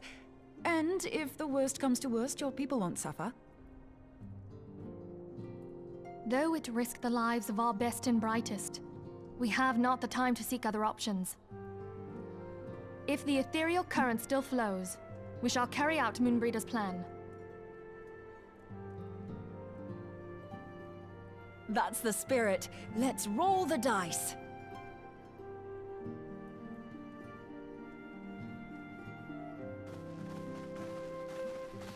Okay, there's a lot to unpack on that scene. So, there's a bit that I have to explain on this scene that also came to my attention because that was rather interesting. This particular bit about finding a means to teleport to, well, the logic on that, is not lost because that's also like the prerequisites for some of the stuff used in teleportation. You need to know the location in order for you to, show up properly, at least without any complications. Case in point, spells like the teleportation circle, as mentioned in D&D, and also the other spell after that called teleport. Teleportation circle requires you to have at least the anchor, so you have a point A and point B to go to, making it easy to work with. Without it, you won't be able to do anything. Now, the teleport portion, though, wherein using one end to the other end, is a little trickier because if you remember the version used in D&D, they have like a complication system, wherein if you rolled, there's like a high chance of screwing up the teleportation if you're not familiar with the location. There is a chance that if you teleport to a place that you're not familiar with, you will miss the mark, either by a degree or completely. So that's the danger there, and this doesn't account the part that you might accidentally get yourself screwed over, like you die. Now, another thing that she mentioned is how they work the teleportation, because how this actually works is that you are somehow dispersed into the astral sea, into the ethereal sea for a bit, and you flow through those ley lines until you reach the next point, which you reappear. That's how it all works. That's how the whole thing works. If you have no exit point, you're dead. You're gonna be lost in the ethereal sea, and you're pretty much good. You're pretty much as good as lost. You will dissolve, and you will lose your consciousness in the process. And by consciousness, I mean you lose your soul and your body and all that, and it dissipates, and you get reincarnated, and you basically get disintegrated and then reincarnated into a new soul afterwards. That's how bad it gets. So that's risky. So basically, that's the danger that they're trying to grapple with over here. Second thing to note, which is funny, I think we just saw an actual ship. Like an actual ship between NPCs. Although, it's kind of debatable if in case it is a romantic ship, or it's just a play on them being childhood friends and stuff. I think that's the case for these two. They're childhood friends. They studied together. They grew up together. They came from the same land. In this case, we're talking about Urianger and Moonbreeder. And these two are my favorite pair in this game. In this whole game, this is one of my favorite pairs in this game.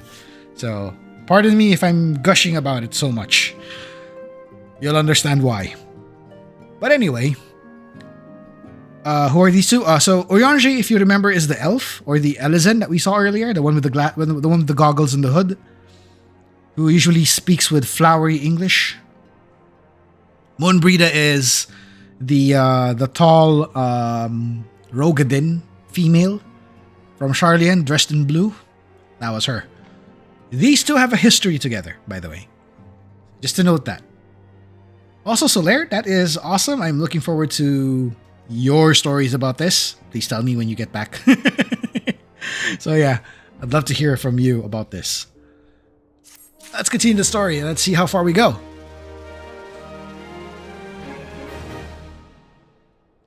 So right now, everyone, we are currently, I think, Solaire was hinting this a while ago. I think we're getting further and further into the story. We are getting closer to another point in the Yeah, I have a feeling I know what's going to happen next, but let's go. Let's see what happens.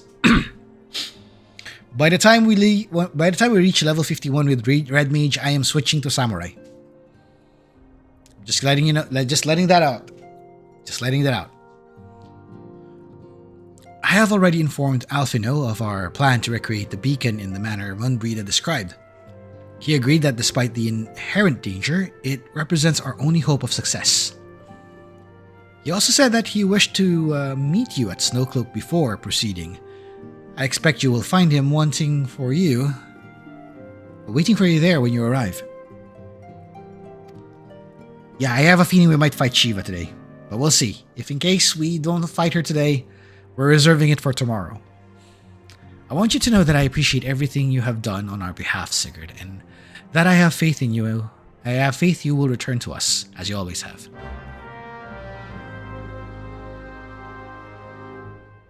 Actually, the Snowcloak dungeon was last week. But yes, it is the most relaxing dungeon ever. To be honest, we were playing through Snowcloak on stream. I nearly fell asleep. That's how good it is. So relaxing.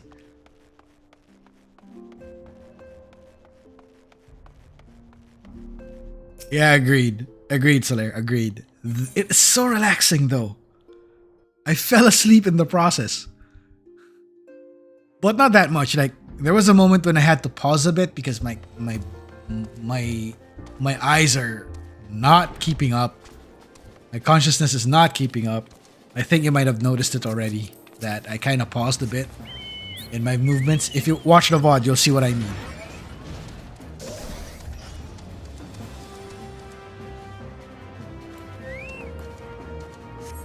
Bike time.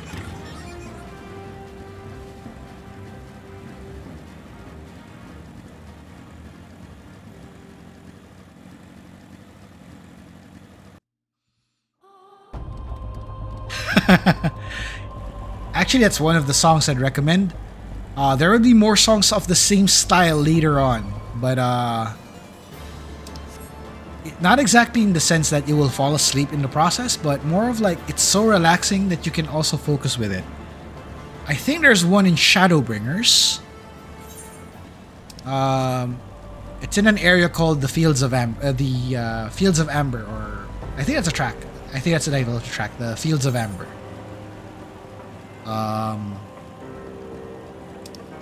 It's the track for this area called Am Areng.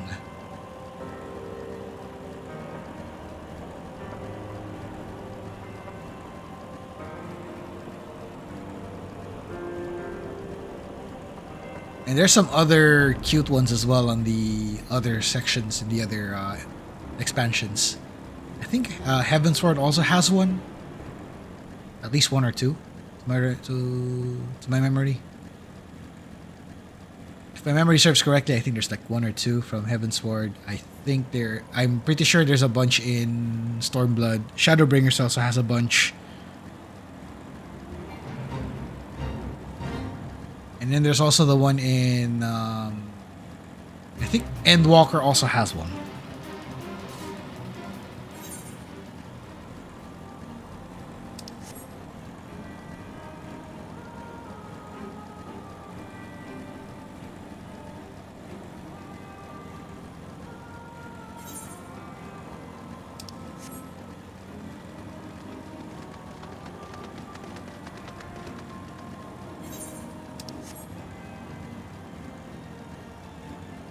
Okay. Here we are. Getting closer.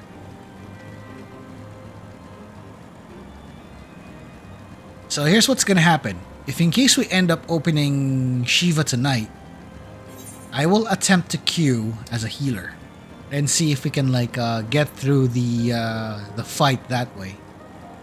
If it doesn't pop, we will reserve it for tomorrow. How's that?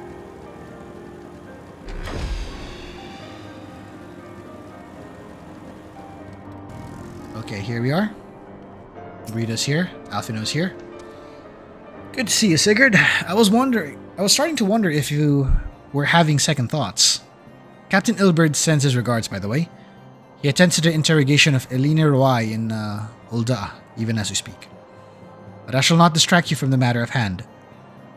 We can discuss the ivy upon your return. Oh! Will do. I'll let you know about it. But I shall not distract you from the matter at hand. We can discuss the ivy upon your return. I trust that by which I mean to say, the others are waiting for us at the Aetheryte. After you, Scion.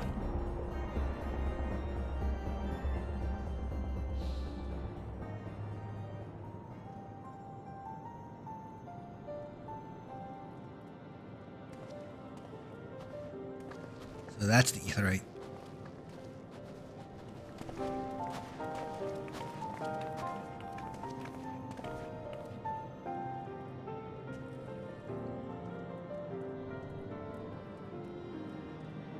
Time to charge it up.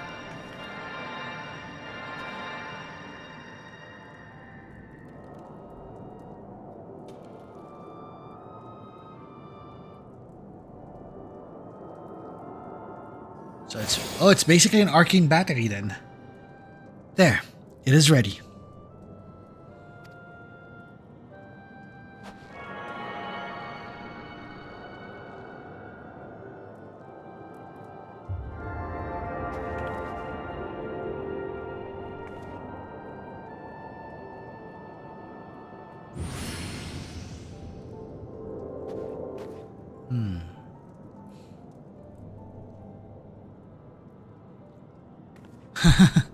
It worked, I think.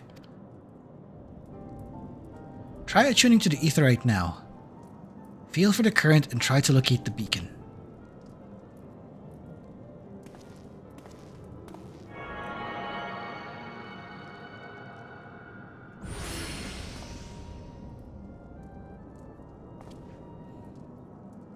We have done all we can, Sigurd. For now, let's withdraw. When your final preparations are complete, you must seek out the beacon we have created. If, by the grace of the 12, you have arrived safely, stop Iceheart before she summons Shiva.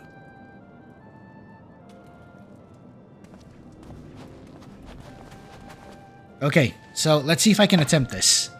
If this unlocks the Iceheart fight, I'm gonna do it.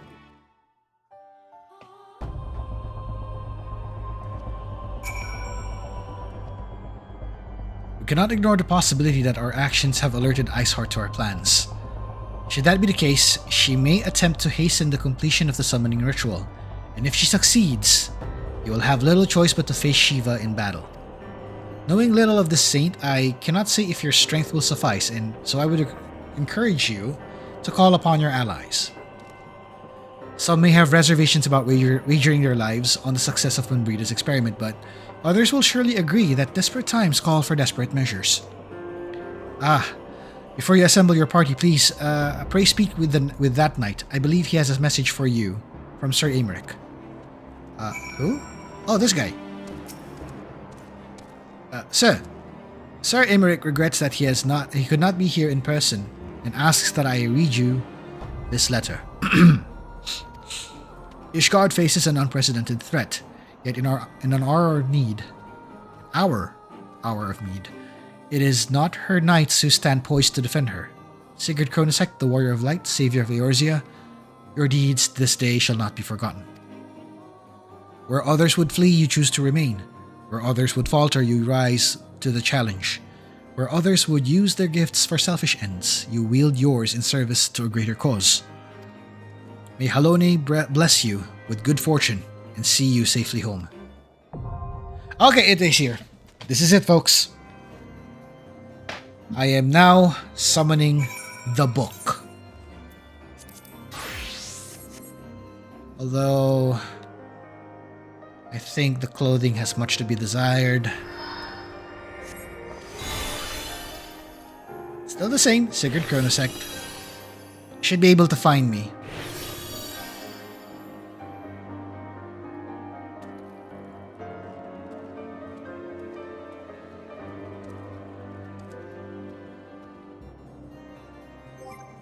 Okay, hold on.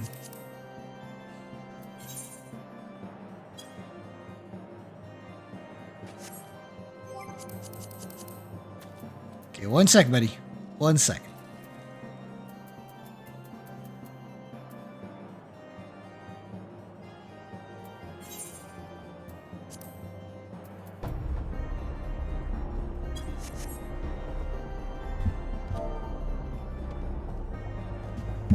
One moment. Let me see if I could like pull this off.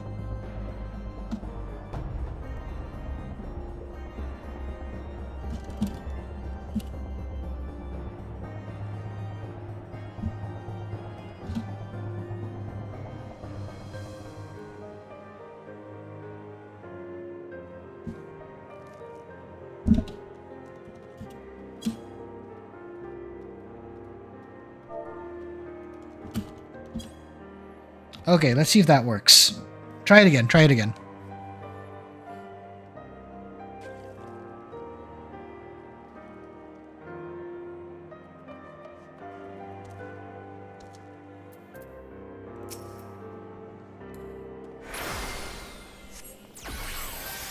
Try it again and see if it works. So...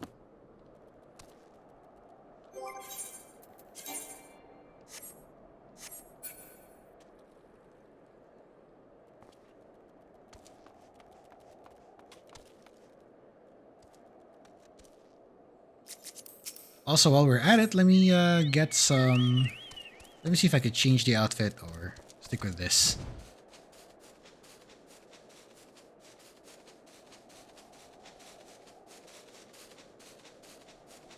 Let me know if it pops up, because I kind of adjusted something.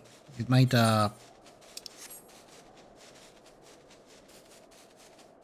Also note that I'm on the Brynhilder server, if in case you noticed.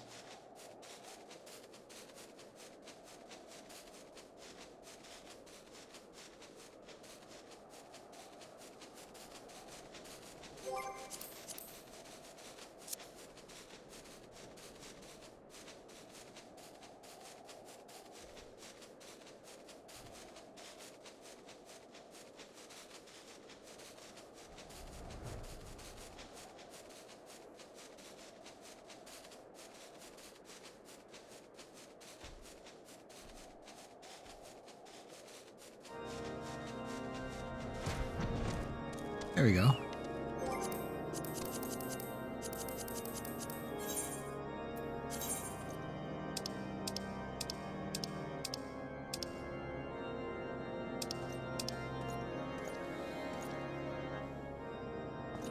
I am on Crystal. I'm on the Crystal Data Center. It's just that I'm specifically in the... Yeah, I'm in Crystal. It's just that I'm in the, like, if it's a specific world, it's under Brynhilder. So, you should be able to find me.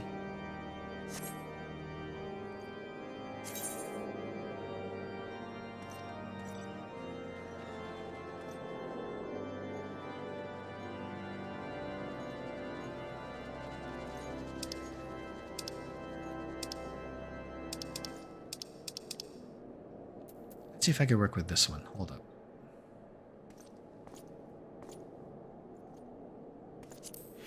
Would this be a better outfit, or would the other one be better?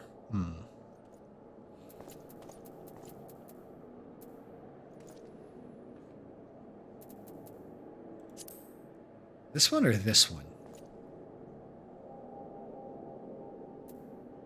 This should do it. For now.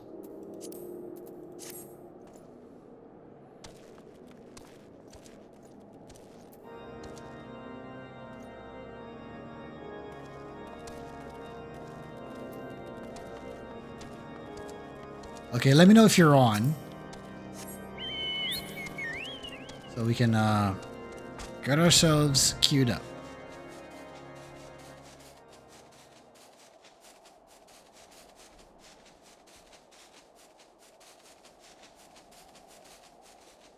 Alright, sure. Where are you at?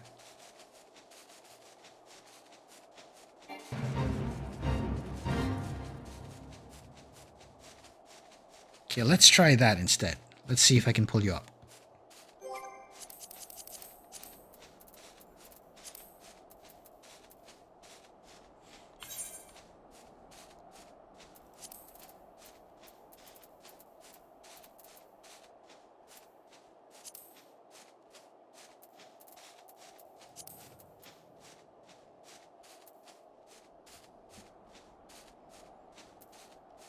Okay, this might help me find you then.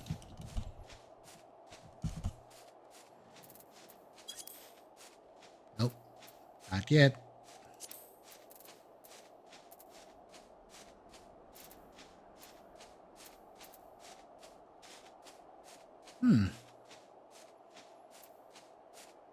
Unless...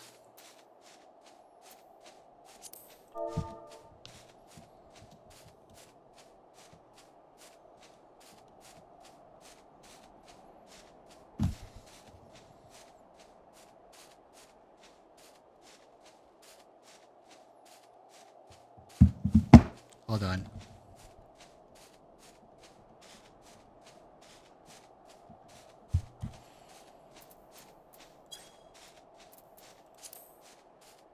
Aha!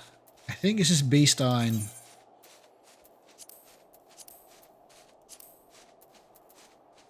Okay, I have a feeling this is because you're in a different world, not exactly a different server. They couldn't pull it up somehow. Not sure what's up.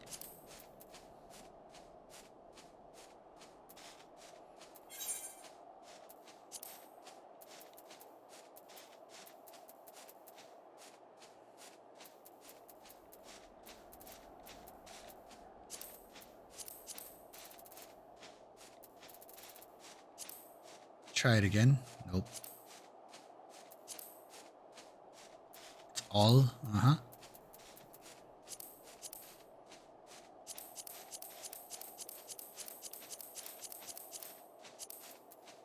Try it again.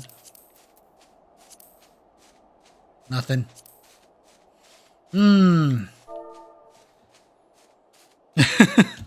Oh boy.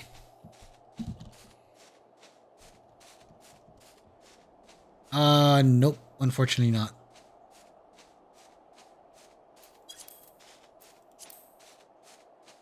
Nope. Still nothing. Might have to resort to a different setup, I guess, for now, for this. So, we will have to set up a different thing. I should try this out off stream. Like, set up a link shell as well, for this matter. A crossworld link shell also, just in case. So we would know where we're at, and we can also check on who's on what. Anyway, let's queue. Let's see if it's gonna get us there.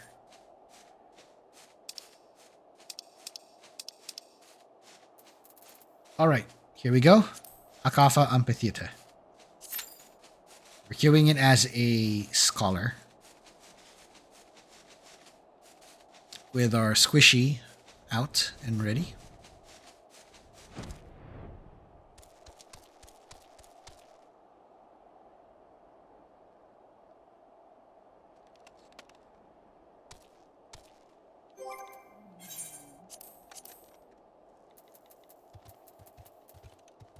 Got our tickets here, our food.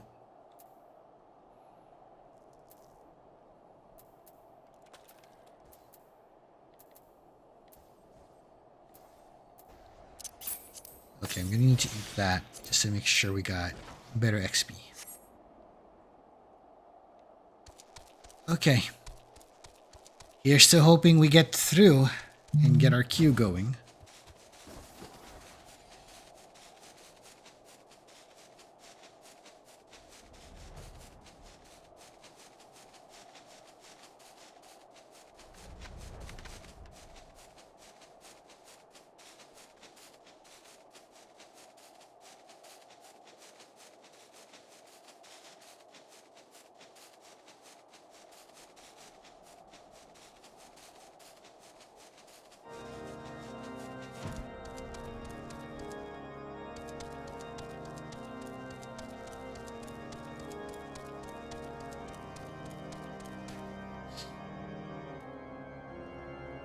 Oh yeah, we will find ways to make that happen, don't worry. We're gonna figure this out whenever possible. In fact, it might be a possibility that once we figure this out, we might actually have some trials that we'll have to accomplish in here. Okay, here we go. It's happening.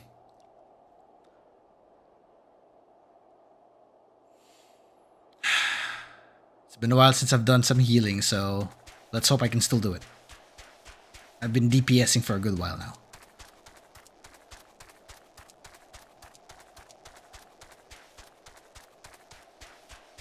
Although I wonder how well I can adjust as a tank. I'm not good at tanking, per se. It's one of the things I'm not really used to.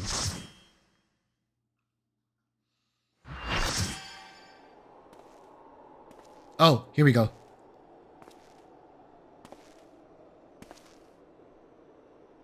Oh dear, she's hot. You should never have come here, warrior of light. I labor only to forge a lasting peace. A peace you would deny us out of ignorance and blind faith. No matter. If it is our fate to be at odds, then it is mine to strike you down. We whom gods and men have forsaken shall be the instruments of our own deliverance. Partake of my flesh. Fill this vessel with your light. Walk amongst your brothers and sisters once more. Oh, Saint Shiva, still the hatred within our hearts and bless us with eternal grace.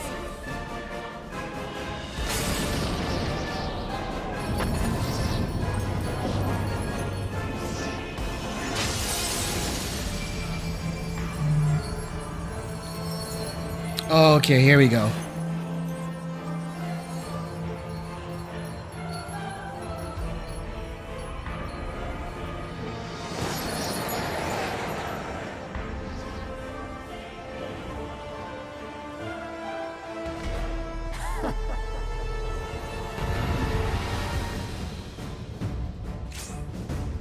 Yep, I'm on that data center.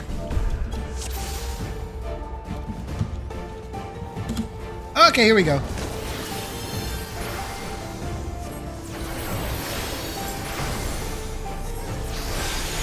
Alright, let's try that here.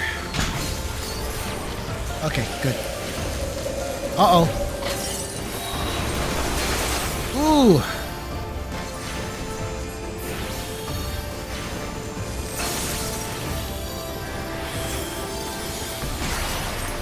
Ah, no. Careful.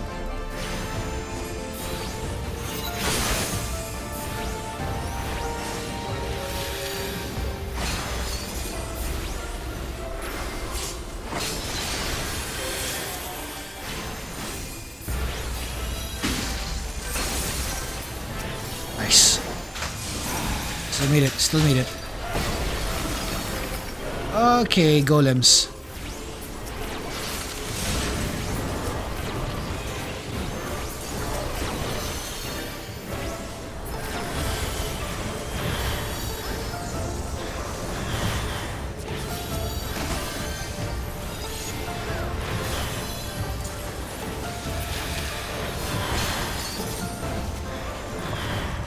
Okay, good.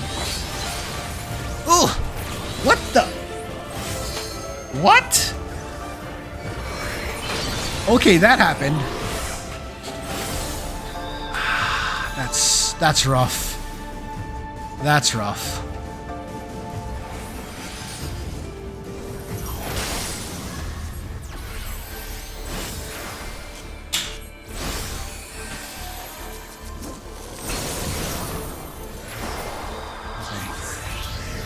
Do some rezzing.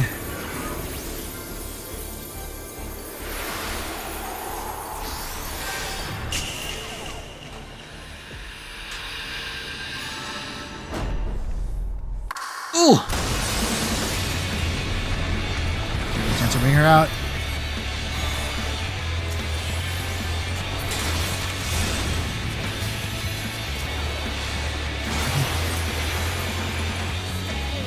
Oh no, that's a bad spot. Okay.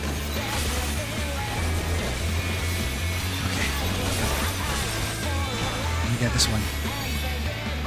Come on. Come on, come on, come on.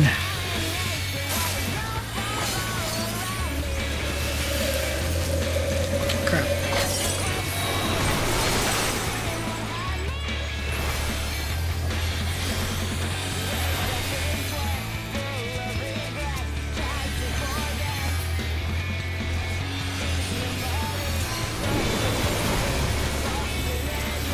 Ooh, that was close.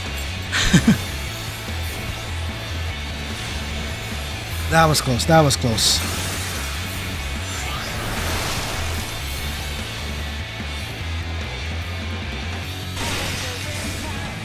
Ah! Froze. Ah! That hurts. Come on, come on, come on, come on. Nice!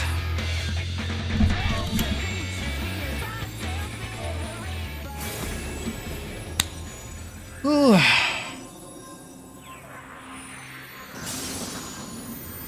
You know, Soler, about that bit with the lyrics being about Shiva, yes, that is actually correct. It is actually pertaining to her story. It's also pertaining to Iceheart as the character itself. So you're not wrong there. You're actually about close to it.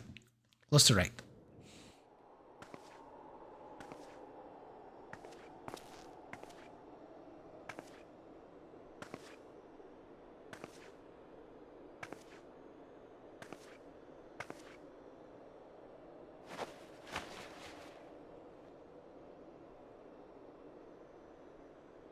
Fool. Blind, bloody fool.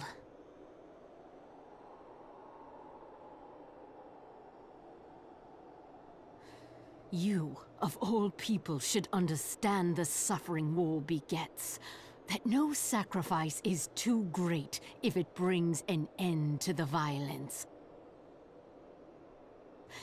Mine is the righteous cause.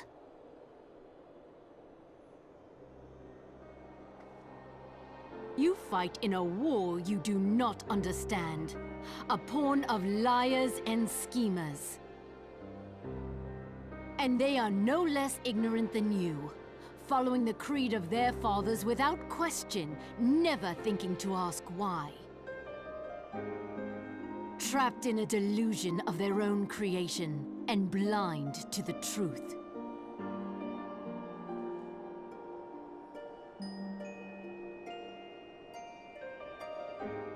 Warrior of light, redemption is not beyond us.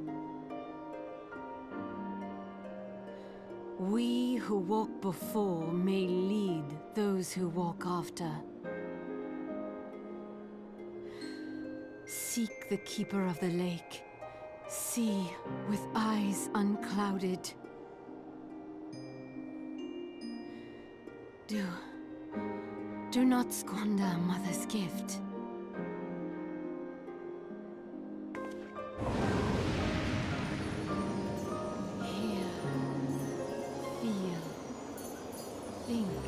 Wait a second. Are you saying she's also a warrior of light?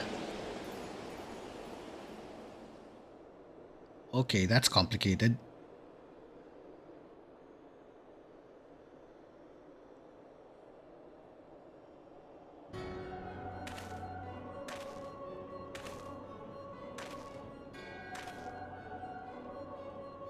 And so the vessel withdraws, a predictable outcome.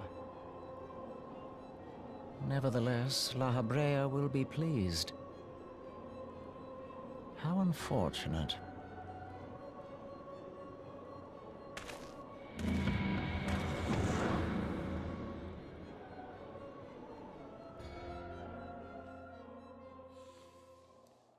we go.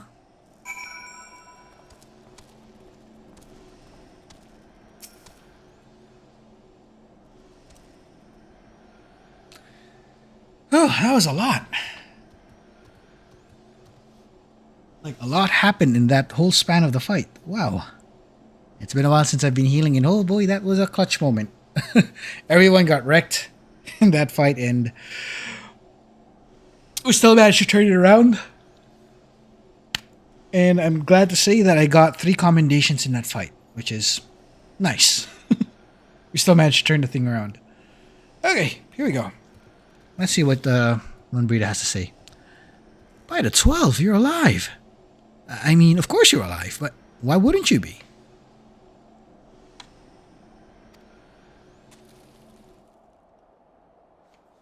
Iceheart did what?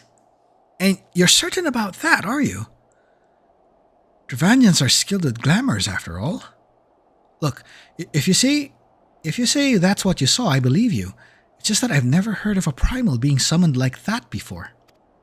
Are you sure you're not injured? Head trauma has been known to cause hallucinations, you see. No? Fair enough. I was only asking. And she thought we hit our head. Oh no. Fighting those Mughals is extreme. No. I don't want to fight that. Oh, you should have heard about the news about the one of the recent 8-man raid. I think the 2nd tier currently. One of them has a thing that every tank is afraid of, even in Savage. It looks cute, but the moment you see it, you're screwed. Everybody's been afraid of that thing. I haven't seen it yet, so can't say. I'm not sure which specific tier. That it's in the Arcadian fight, but I'm not sure which tier. I kind of forgot which one. But it's there, somewhere. Anyway, before we start the next scene, we're going to go back to a different location. We're going to go back to the... we're going to go back to Camp Dragonhead. I'm going to switch over to a different job. We're going to go back to... We're going to go back there because we're going to end the stream tonight. It's already 1 a.m. And we're going to continue this tomorrow. Expect that I'll try to start early, like usual. We're going to start at 10 instead of 11. Conversions on that will be on Discord. And if in case you're also checking this out on YouTube, if you see the waiting room, you'll be able to see what time it's going to be. So that's the other thing. Other things to note, next week there's a possibility that we might do 3 streams in the upcoming weekend. So we're going to see if that's going to happen. But I'll let you know if that happens. Of course, expected that we're going to have Final Fantasy XIV in there, but there might also be other things in the background as well. As to what specific games I'm going to be fielding out at that point, just to see if in case to gauge interest as in-betweens. We will find out. And good to hear, Solar, that you're about to get the Machinist. The Gunner mode. The Gunner character. I'm looking forward to you grabbing those guns. Oh yeah. Awesome. If in case you're on the Discord, I'm going to give you a heads up on that so that we can party up, and I can also set up the link shells for anyone who's interested. We're going to set up a cross-world link shell at some point, and at the same time, I'm going to add you on the list. So that there will be some scenarios where if in case we're going to need to get more people to join us to go through certain trials and dungeons, you'll know.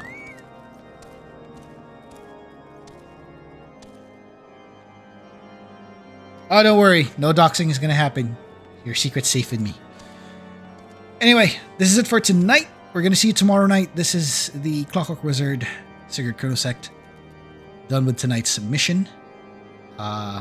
We have saved Ishgard and stopped the primal threat again. And we also managed to root out the traitor. Or is it as it seems, though? Not quite. But we're going to find out what's going to happen soon. Until then, we'll find out what's going to be happening. We'll see who's the rat, who's the traitor. We're going to find who is who. We're going to find out if in case we actually have other allies in our midst, or are we swimming amongst enemies. Well, we'll find out soon. Until then, take care everyone, and may you walk in the light of the crystal. I'll see you tomorrow on our next stream. Take care.